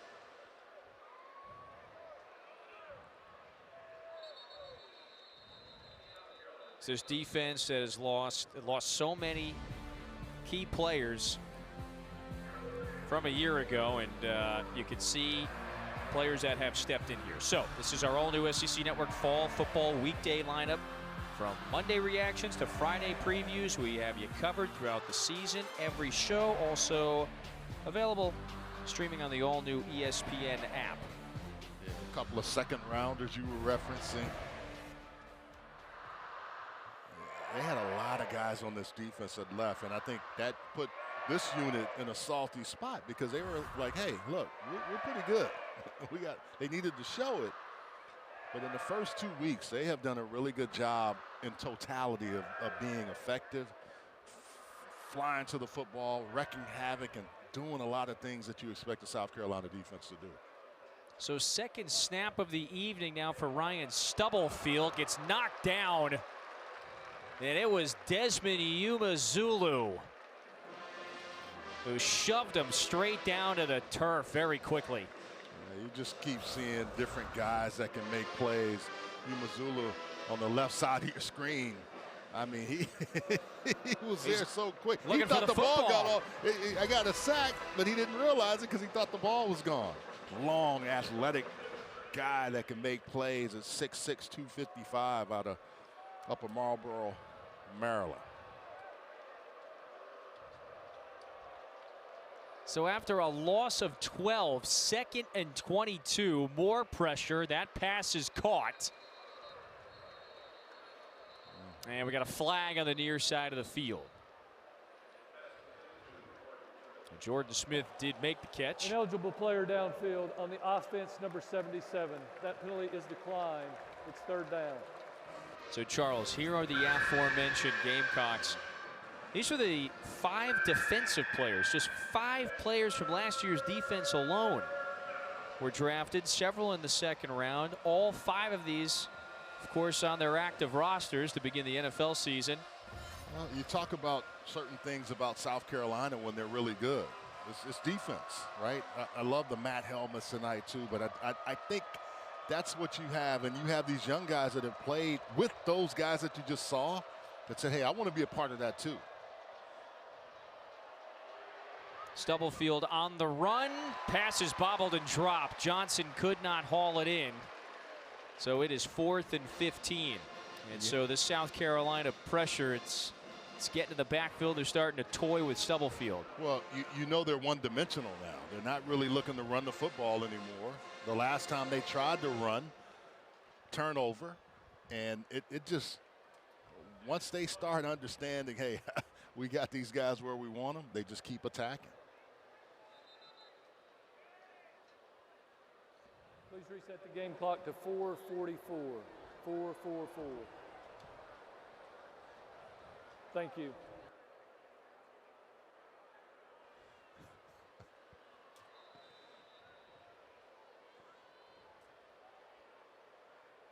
No dinner plans tonight. Yeah,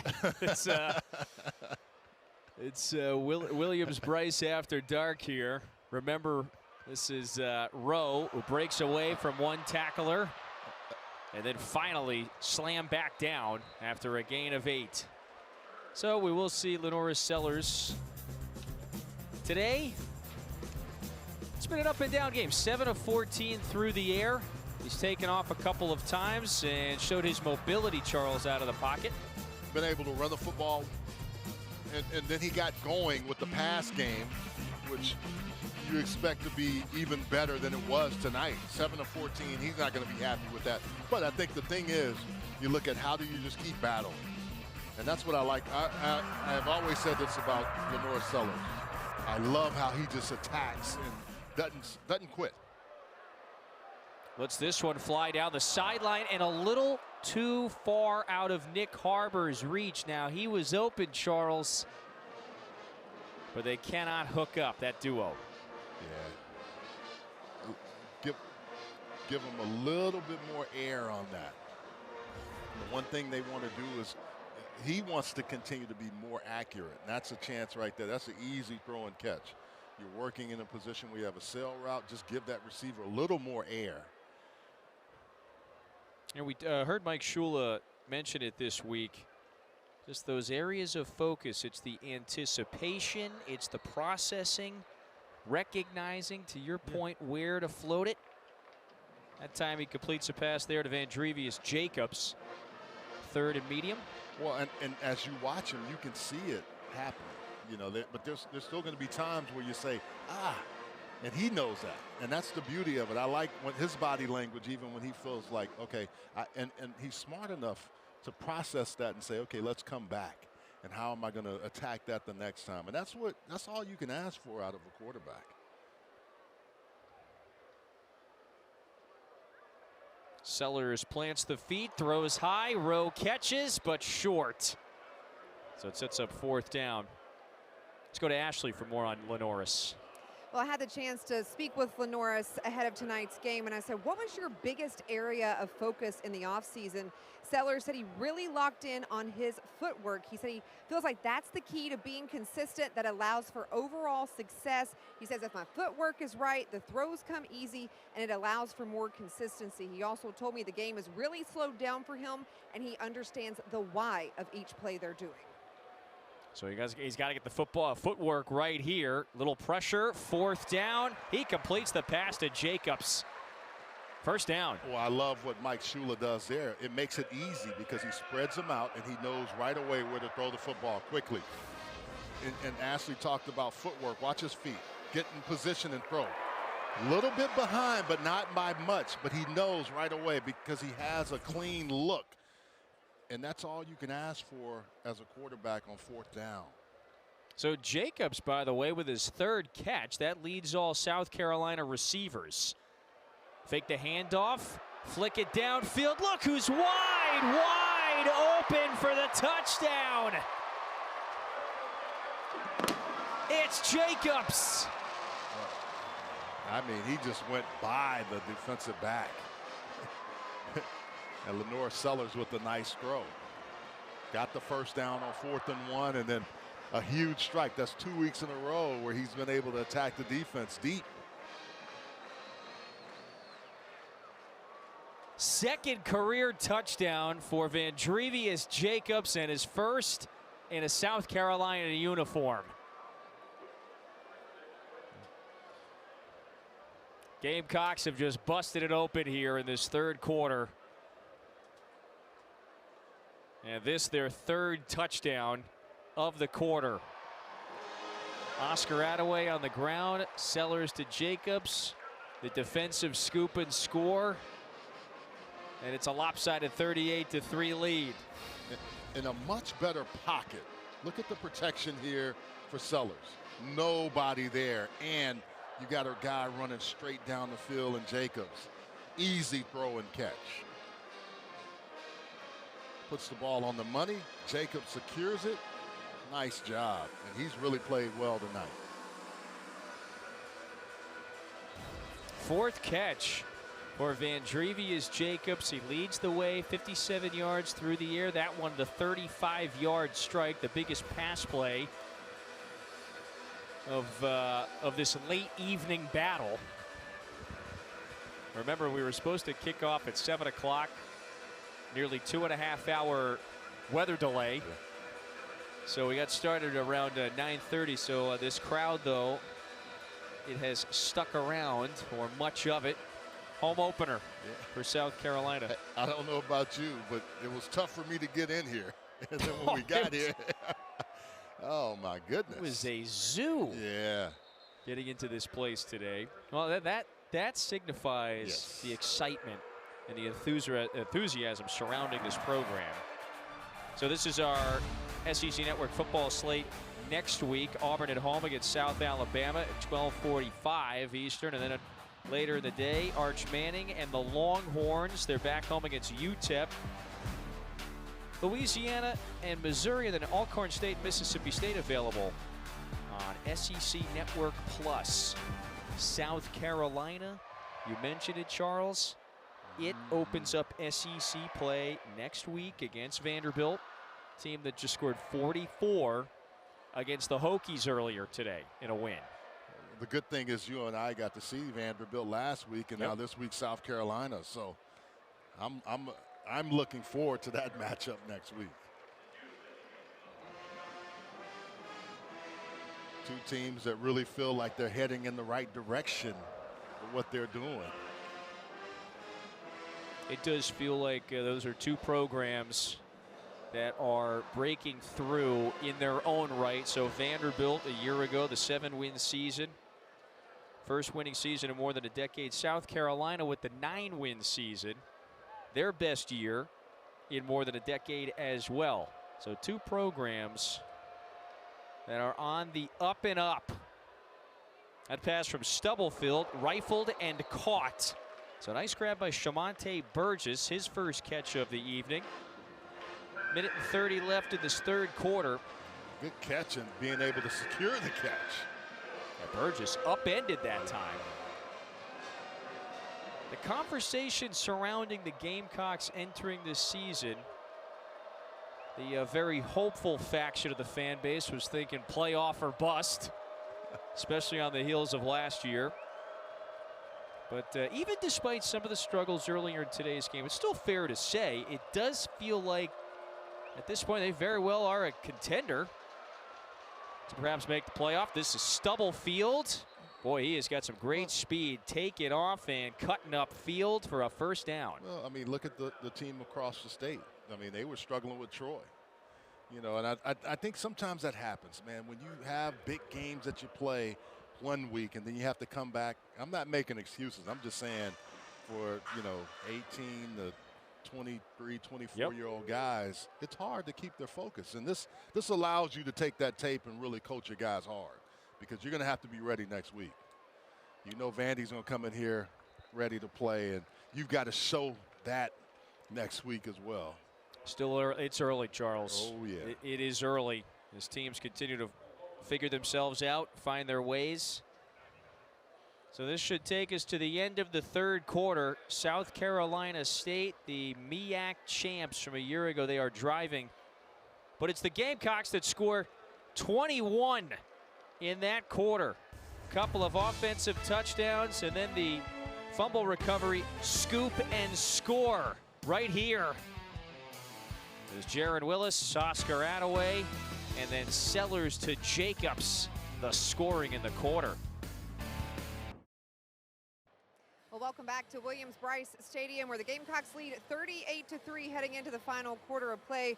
Coach Beamer, a much different team this second half. What do you make of your team's play, and especially the offense there? Well, field position was a lot better, so that helps. But told them at halftime we'd find out a lot about our offense and our team here, especially that first drive of the second half. And it was awesome to be able to go down the field and score. And I guess we've scored 3 times now without our offense on the ball. That always helps also. Yeah, you've got offensive touchdowns, defensive touchdowns, special teams touchdowns. How does that make you feel about your 3 units? Makes me feel good. I wish we had more offensive touchdowns, so I'd feel a lot better. But we're in a good place, and we need to continue to get better these last 15 minutes. All right, Coach, thanks. Appreciate the time. Thank you. Yeah, it's the special teams and the defense that have outscored the offense today. 38-3, start of the fourth quarter. Welcome back to a little foggy Williams-Brice Stadium here. They did the fireworks display with Charles Arbuckle. You just heard from Ashley Stroline, Kevin Fitzgerald with you. The Bulldogs out of the MEAC won the conference title a year ago. They're across midfield now as we are about to push past midnight, partner. We got started 2.5 hours late due to poor weather, lightning strikes in the area and near the stadium. So we kicked off around a little before 9:30. SEC after dark. It's the SEC after. We are just a few minutes away officially. Ryan Stubblefield has gotten the predominant amount of work here at quarterback for the Bulldogs in this second half. Chennis Berry, he is going to use both his quarterbacks the first portion of this schedule. That's Stubblefield and Atkins, and that is by intent. Out to the flat. Good little shimmy that time to get it some separation. And it's Casey Fields who has got just enough for the first down. Pickup of 13 on the play. Well, back in the day, you used to have quarterback battles where they could go 3 or 4 games until you got into your conference season. And usually your team tells you who is the winner, but all the coaches have said both guys have given us really good production from the quarterback position. And both had great camps. Stubblefield on the run. That is a difficult pass, and he completes it to Nick Soul. One of those Benedict transfers. That's the other thing, just trying to get, if you have 40 new players, or maybe even more than that, but 40 new players coming in, you've got to find out who are those guys that are going to step up for you. Yeah, just an absurd number. It was 44 total newcomers. And as is the case when you are a really quality, call it FCS or maybe non-power conference program, when you have a great year, the odds say you might lose some of your production. And they lost a whole boatload of quality performers from their conference championship team a year ago. Yeah. So they had to bring in some new guys, had to make sure it was the right guys. Casey Fields, by the way, with another strong pickup. Really so nice it's first run. and goal. Yeah, really nice run by Casey Fields. Yeah. South Carolina didn't have the right personnel on the field. Well, it sounded like Lee Hedrick, pardon me, announced that this prior play was going to be under review. And they're going to take a look if they're targeting. Yeah, if there's going to be a possible targeting added on to this play. So DQ Smith, number 1 in the garnet. Here he comes. Now the ball carrier that time. So ball carrier has to be defenseless. And I don't think that was targeting. Yeah, looking at that, I was going to say I don't think he'll be under the hood long. So no targeting, and it's first and goal for the Bulldogs. DQ Smith, one of those guys that's a real veteran guy.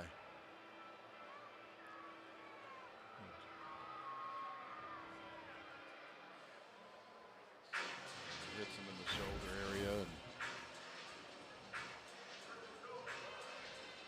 they made that a really quick look.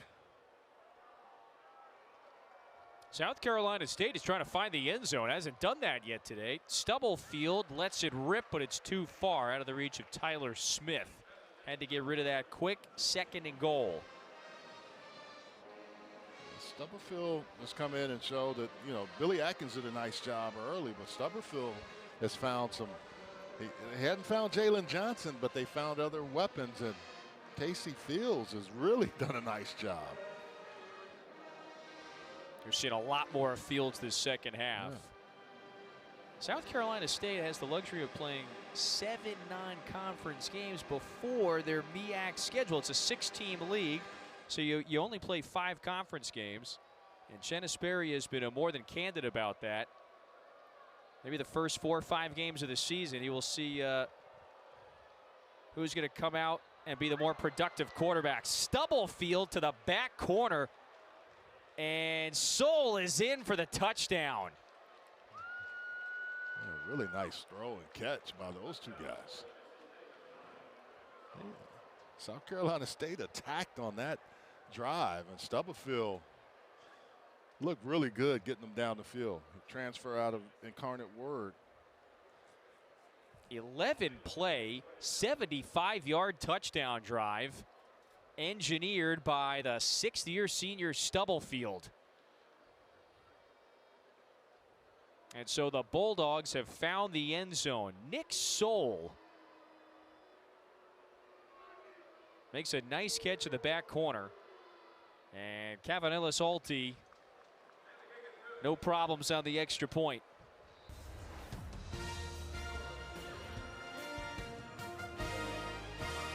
Nice throw on target, on the money, and the Bulldogs cash in. Carolina 38, South Carolina State 10. Weather delay pushed our start time back almost 2.5 hours. And it was a little choppy start to the game, Charles. South Carolina State found the scoreboard first. They had a 3-0 lead into the second, about midway portion of the second quarter, before South Carolina scored a couple of punt return touchdowns. And they outscored their foes 21-0 in the third. Bulldogs have just responded with a score. Fourth ever meeting between these two schools. I think what it does for both teams, it gives you a chance to understand how you need to prepare if you have any weather delays in the future. You know, it was really bizarre. And by the way, what's going to happen here? Mazio Bennett, are they going to say that he did field that one out of bounds? You're allowed to, you can secure it if you are out of bounds, and it would still be a penalty. So it does appear as if South Carolina is going to set up at the 35. The ruling on the field is that the receiver was standing out of bounds when he touched the ball. Therefore, it is a free kick out of bounds on the kicking team. The ball will be placed at the 35-yard line for its first down. Yeah, good heads-up play by Mazio Bennett. Stays out of bounds, put 1 foot in, 1 foot out. Good job. Yeah, that's the key. Yep. You got to have a portion of the body out of bounds. Yeah, good awareness. The ruling on the field is that the receiver was out of bounds when he touched the ball. The play is under video review. All right, so we're going to review this one with 12:29 to go in the fourth. So I think the left foot had to have come down before he touched it. That's going to be pretty critical. The only funny thing I've always thought about this rule is if you're a receiver, you can't go out and be the first one to secure it. You know, like if you go out of bounds and you're not pushed out. But it looks like 1 foot down, both feet. Yeah, I don't think there was not much to have to sift through, so very obvious. quick ruling. Yep. And so for the first time this season, South Carolina will send Luke Doty out there, one of the program vets, 6th-year senior from Myrtle Beach, South Carolina. Might be the most versatile player on the roster, Charles. He's been a backup quarterback in his career, part-time wide receiver. A few years ago, he was their primary starter. So he's passed for more than 1,500 career yards. It's been a unique career for the South Carolina native. On the ground that time to Matt Fuller. So the redshirt freshman is getting some opportunities. Doty, one of the just cornerstones for this program. A leader. Always good to have guys like that in your locker room. And one of the other things is will do anything and wants to be a part of the team. And I think that's why he's such a leader, because he's willing to do almost anything they need him to. And so he finds himself slotted as the backup quarterback this year. For the first time in a few years, he was a wide receiver the last couple of seasons. There's a first down run for Fuller. Really nice run by Fuller. The finish. I think that does speak to just the overall strong culture, you know, for this program. Just really feels as if this staff has nailed.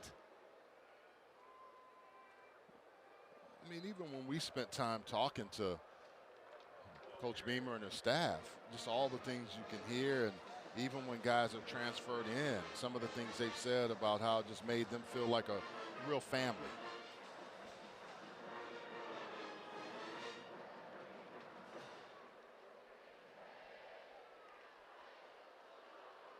Second and 12, Doty uncorks it down the middle of the field, knocked away, but a flag.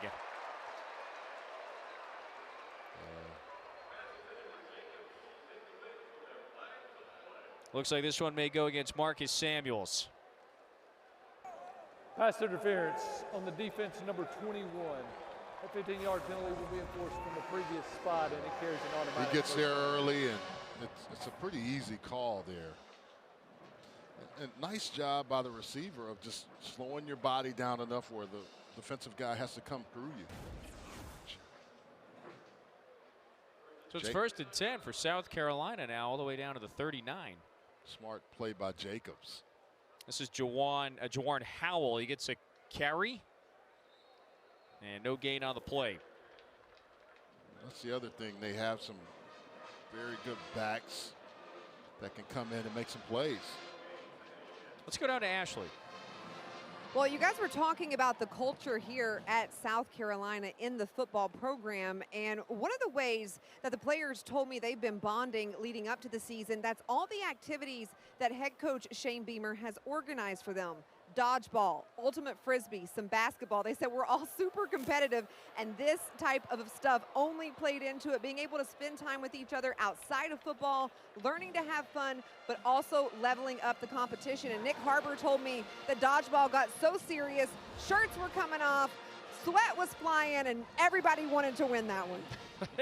And look, does it not lead to this? You would think. You see it there in the bottom right. You can see how the program and how Shane Beamer and his staff, they have changed the direction this program is now headed.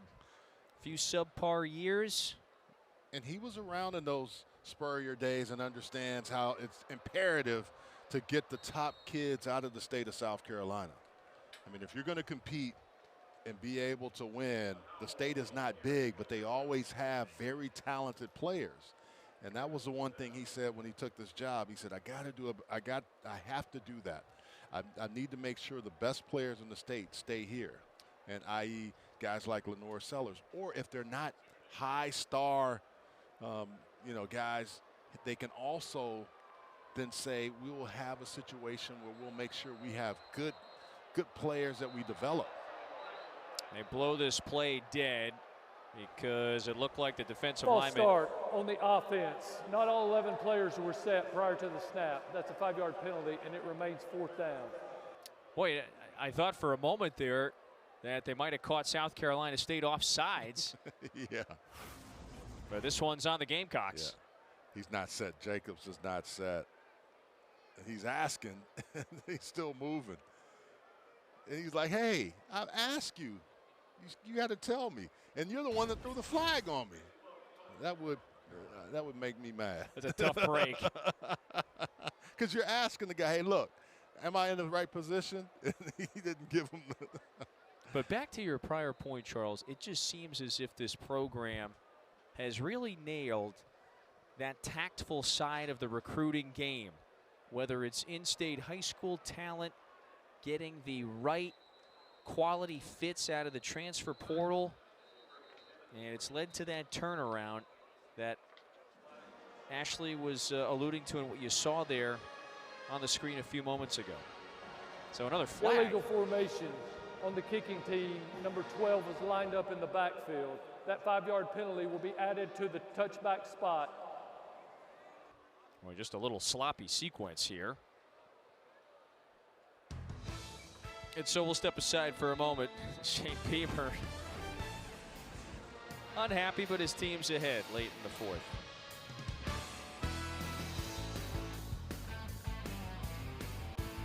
He'll have Louisiana at Missouri and Alcorn State at Mississippi State. So those two teams on the right, Missouri and Mississippi State, with 2 big wins. The Bulldogs knock out a ranked team in Arizona State. Missouri beats its cross-state rival. You see some of the other scores. And what the top 10 teams of the country did today, just about all of them outside of Notre Dame were in action. And it was a good week, too. Fields wrestled down, first down carry for the Bulldogs. And a whole lot of points. Look at Oregon over Oklahoma State. Wow. Just a one-sided blowout. Yeah. And so South Carolina is the only remaining top 25 team that is in action. They got the 38-10 lead. So it was such a prolific offensive day for teams in the top 25. You saw some of those crooked scores. Stubblefield back on the ground to Fields. And not much there, so it'll be 3rd and short. So if South Carolina scores just one more point this evening, it would set a record for the highest scoring day for AP ranked teams in college football history. A lot of offense today. South Carolina would just have to score in any fashion to break that mark. Heck, even a safety would get the job done. They need just the 1 point. Stubblefield floats it. He's got a man. Oh, wow. Burgess hauls it in. That's a nice catch for the junior from Lake City, South Carolina. Gain of 32. Did he hang on? The air underneath the ball. I think he held on. That was a nice catch. Yep. Well, look how he just kind of secures that, rolls it up underneath him. Make sure you have the ball, put it away so there's nothing that the officials can say. That was quite a topic, by the way, in a number of games last week. In week 1, South Carolina fans will remember Nick Harbor had what looked like his first touchdown catch in last week's game against Virginia Tech taken away because he could not complete that catch all the way to the ground, fumbled it as he was pushed out of bounds.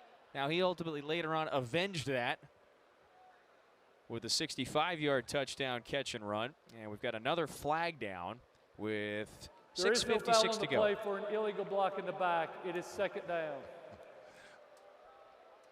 Well, to your point, Burgess did a nice job of holding the ball going down. And this is Tyler Smith, one of those running backs that we talked about earlier, who has gotten a chance to touch the ball.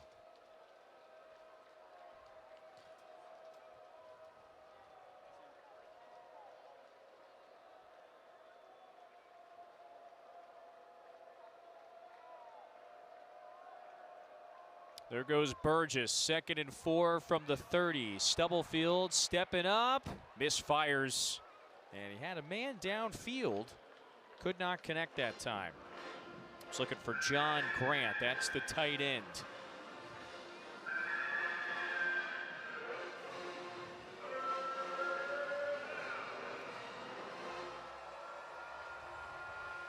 South Carolina State trying to score again. Hey, look. Make this game respectable. Got a whole lot of garnet jerseys crowding the line on 3rd and 4.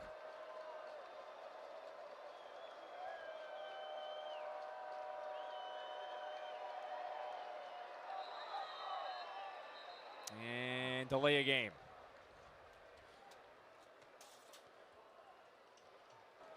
Prior to the game clock, to the play clock expiring, timeout, South Carolina State. It's their first charge timeout of the half. So the flag did come in, but Bulldogs used the timeout.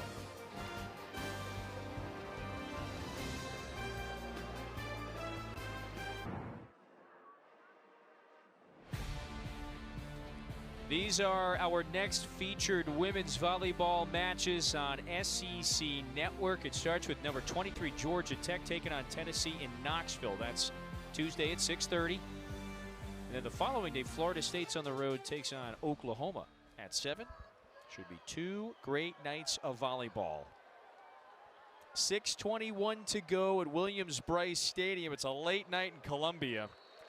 South Carolina State still marching down the field, and that completion is good for a first down. So the South Carolina State Bulldogs, the reigning MEAC champs, they come up to Columbia, 45 minutes up the road. They score first. They shut out South Carolina in the opening quarter. Their very slim 3-0 lead was lost rather quickly in that second period. Gamecocks recovered, took a lead into the break. outscored of 21-0 in the third. South Carolina State, though, trying for one more score, perhaps. He had the Vakari Swain show in that second quarter. That just changed everything about this game. Offensively, there's some things they have to clean up. First and foremost, they have to run the football much better if they're going to, really be the team that they want to be. And then passing game will come on the heels of that. I think that's going to be the real key factor for them this week. I'm sure, Coach Beamer and her staff are already working towards that because they knew they have Virginia Tech first, South Carolina State second, and then Vandy to start the SEC season off. So Vanderbilt team that scored 44 earlier today in a win against Virginia Tech. Down goes Stubblefield. Pressure in the backfield once again. This defense has to be happy with the opportunities that they're getting. It's like Dowd. Yep, Jaquavius Dodd. Fourth South Carolina sack today. Again, those edge guys, long and athletic, and they just take the offensive lineman back in the backfield and come off. Celebration on point. But to your point, though, on the offensive side of things for South Carolina, just 92 yards on the ground, and they averaged 3.1 yards per carry. That's not going to get it done. Yeah, that will be something that you'd assume would be addressed. Stubblefield escaping. Stubblefield dives across the 20. And so it'll be fourth and manageable, maybe 4 yards to go. Well, and the other thing that college football is, I always say, it's hard because you have no preseason games. You now have all of these guys that are coming in that are transfers. Some of them aren't, but some are. So you get new, different pieces to your parts, and that makes it difficult to kind of figure out who's going to do what and how well can they do it each and every week. Bulldogs going for it. Quick pass to the outside. Little confusion. Stubblefield was looking for Nigel Johnson, and somebody either ran the wrong route or anticipated the wrong route. So a turnover on downs. Ball back to the Gamecocks with 4:09 to go. Chennis Berry, Coach Berry wanted that other touchdown. But again, he has a chance now to coach his team as well, just like we're talking about South Carolina. There's some things that the South Carolina State folks can look at and say, okay, here's what we did well, and here's what we have to do much better. The preseason favorites to repeat as MEAC champs. They showed some positive signs today. So for the first time in his college career, here is Prentice Air Noland. Hands it off on that first down play, and solid pickup. So Air Noland, Charles, is the redshirt freshman from College Park, Georgia, former highly coveted 5-star recruit. So remember, in late 23, commits to Ohio State. Didn't play all of last year. Shortly after he commit, Julian Sayin flipped from Alabama to Ohio State. Sayin, of course, I think the writing was on the wall that he was going to take over when Will Howard moved on to the next level. So Nolan hits the transfer portal, finds a home here in Columbia. And these are his first snaps at the college level. What better name than Air Nolan for Yeah. a quarterback? He won't get to air it out tonight, I'm sure, but this is an opportunity for him to have some run. Yeah, first game action. He did not appear in any game a year ago. So Ohio State won a national championship. So the clock does keep running after the first down carry for Jawarren Howell. So Nolan's the third quarterback used today in this one-sided affair. We saw Luke Doty previously.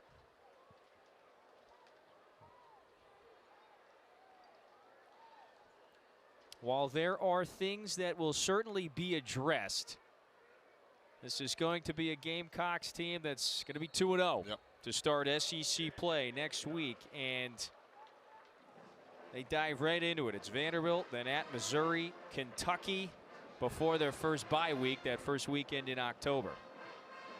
You have to feel good about what you have, but look at the next slate of games. Vanderbilt at home for you. Like you said, at Missouri, Kentucky, then at LSU, Oklahoma at home, Bama at home. And this is the beginning of their SEC slate. They've got a pretty tough road. But I think everybody can say that across the SEC.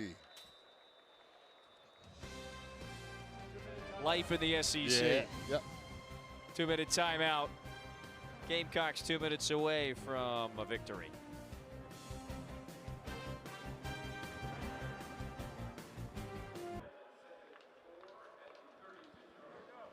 South Carolina 2 minutes from starting its season 2-0. Up and down game, but they have scored in a variety of ways. Through the air, on the ground, a pair of special teams, punt return touchdowns, and a defensive scoop and score as well. 2nd and 4 for Air Noland. First snaps as a college quarterback, and Gamecocks have capped it on the ground. Should be enough for a first down. It was Matt Fuller who moves the sticks. And this is how South Carolina got on the board. Vicari Swain, 1 week after taking one to the house against Virginia Tech. And then returns not one, but two. And you do it in a fashion of South Carolina State. Just get the ball down. It was a poor punt because of the block or the tip ball, but Swain heads up again. Well, he is going to be something special. So the story goes, going into the opener last week, Jalen Kilgore, who has returned punts in the past, I mean, he was going to be the guy to return them again this season. But leading up to week 1, a little bit of a sore hammy, and they decided, all right, hey, we're not going to throw him back there on punt returns. Vicari Swain, go ahead, get out there. Swain, remember, he bobbled and fumbled the first punt, okay, that he returned. He was able to jump on it. Shane Beamer says, hey, stay locked in here because you're going to have an opportunity later on. Sure enough, and lo and behold, he breaks the 80-yard punt return touchdown. And we asked Coach Beamer about it. He goes, we're going to have to, give Jalen Kilgore a little Wally Pip lesson here, because I think Swain's going to be the guy. On the ground with 25 seconds to go here. That's Howell. And so for South Carolina, again, it was a little bit of a choppy start. Shane Beamer would be the first to admit the first half had some ups and downs, but they flipped the momentum in that second quarter, and the 10th-ranked Gamecocks are going to start 2-0. Kevin, I always say it is hard to get a win. So when you get it, you just take it however it comes. And I know Shane Beamer and his staff will be ready to go tomorrow and this week. But tonight you're going to celebrate another one that you got under your belt. It's a 38-10 win for South Carolina in its home opener. Next week, they kick off SEC play here against Vanderbilt. So for Charles Arbuckle, Ashley Stroline, and our entire crew, I'm Kevin Fitzgerald saying good night from Columbia, where South Carolina's a winner.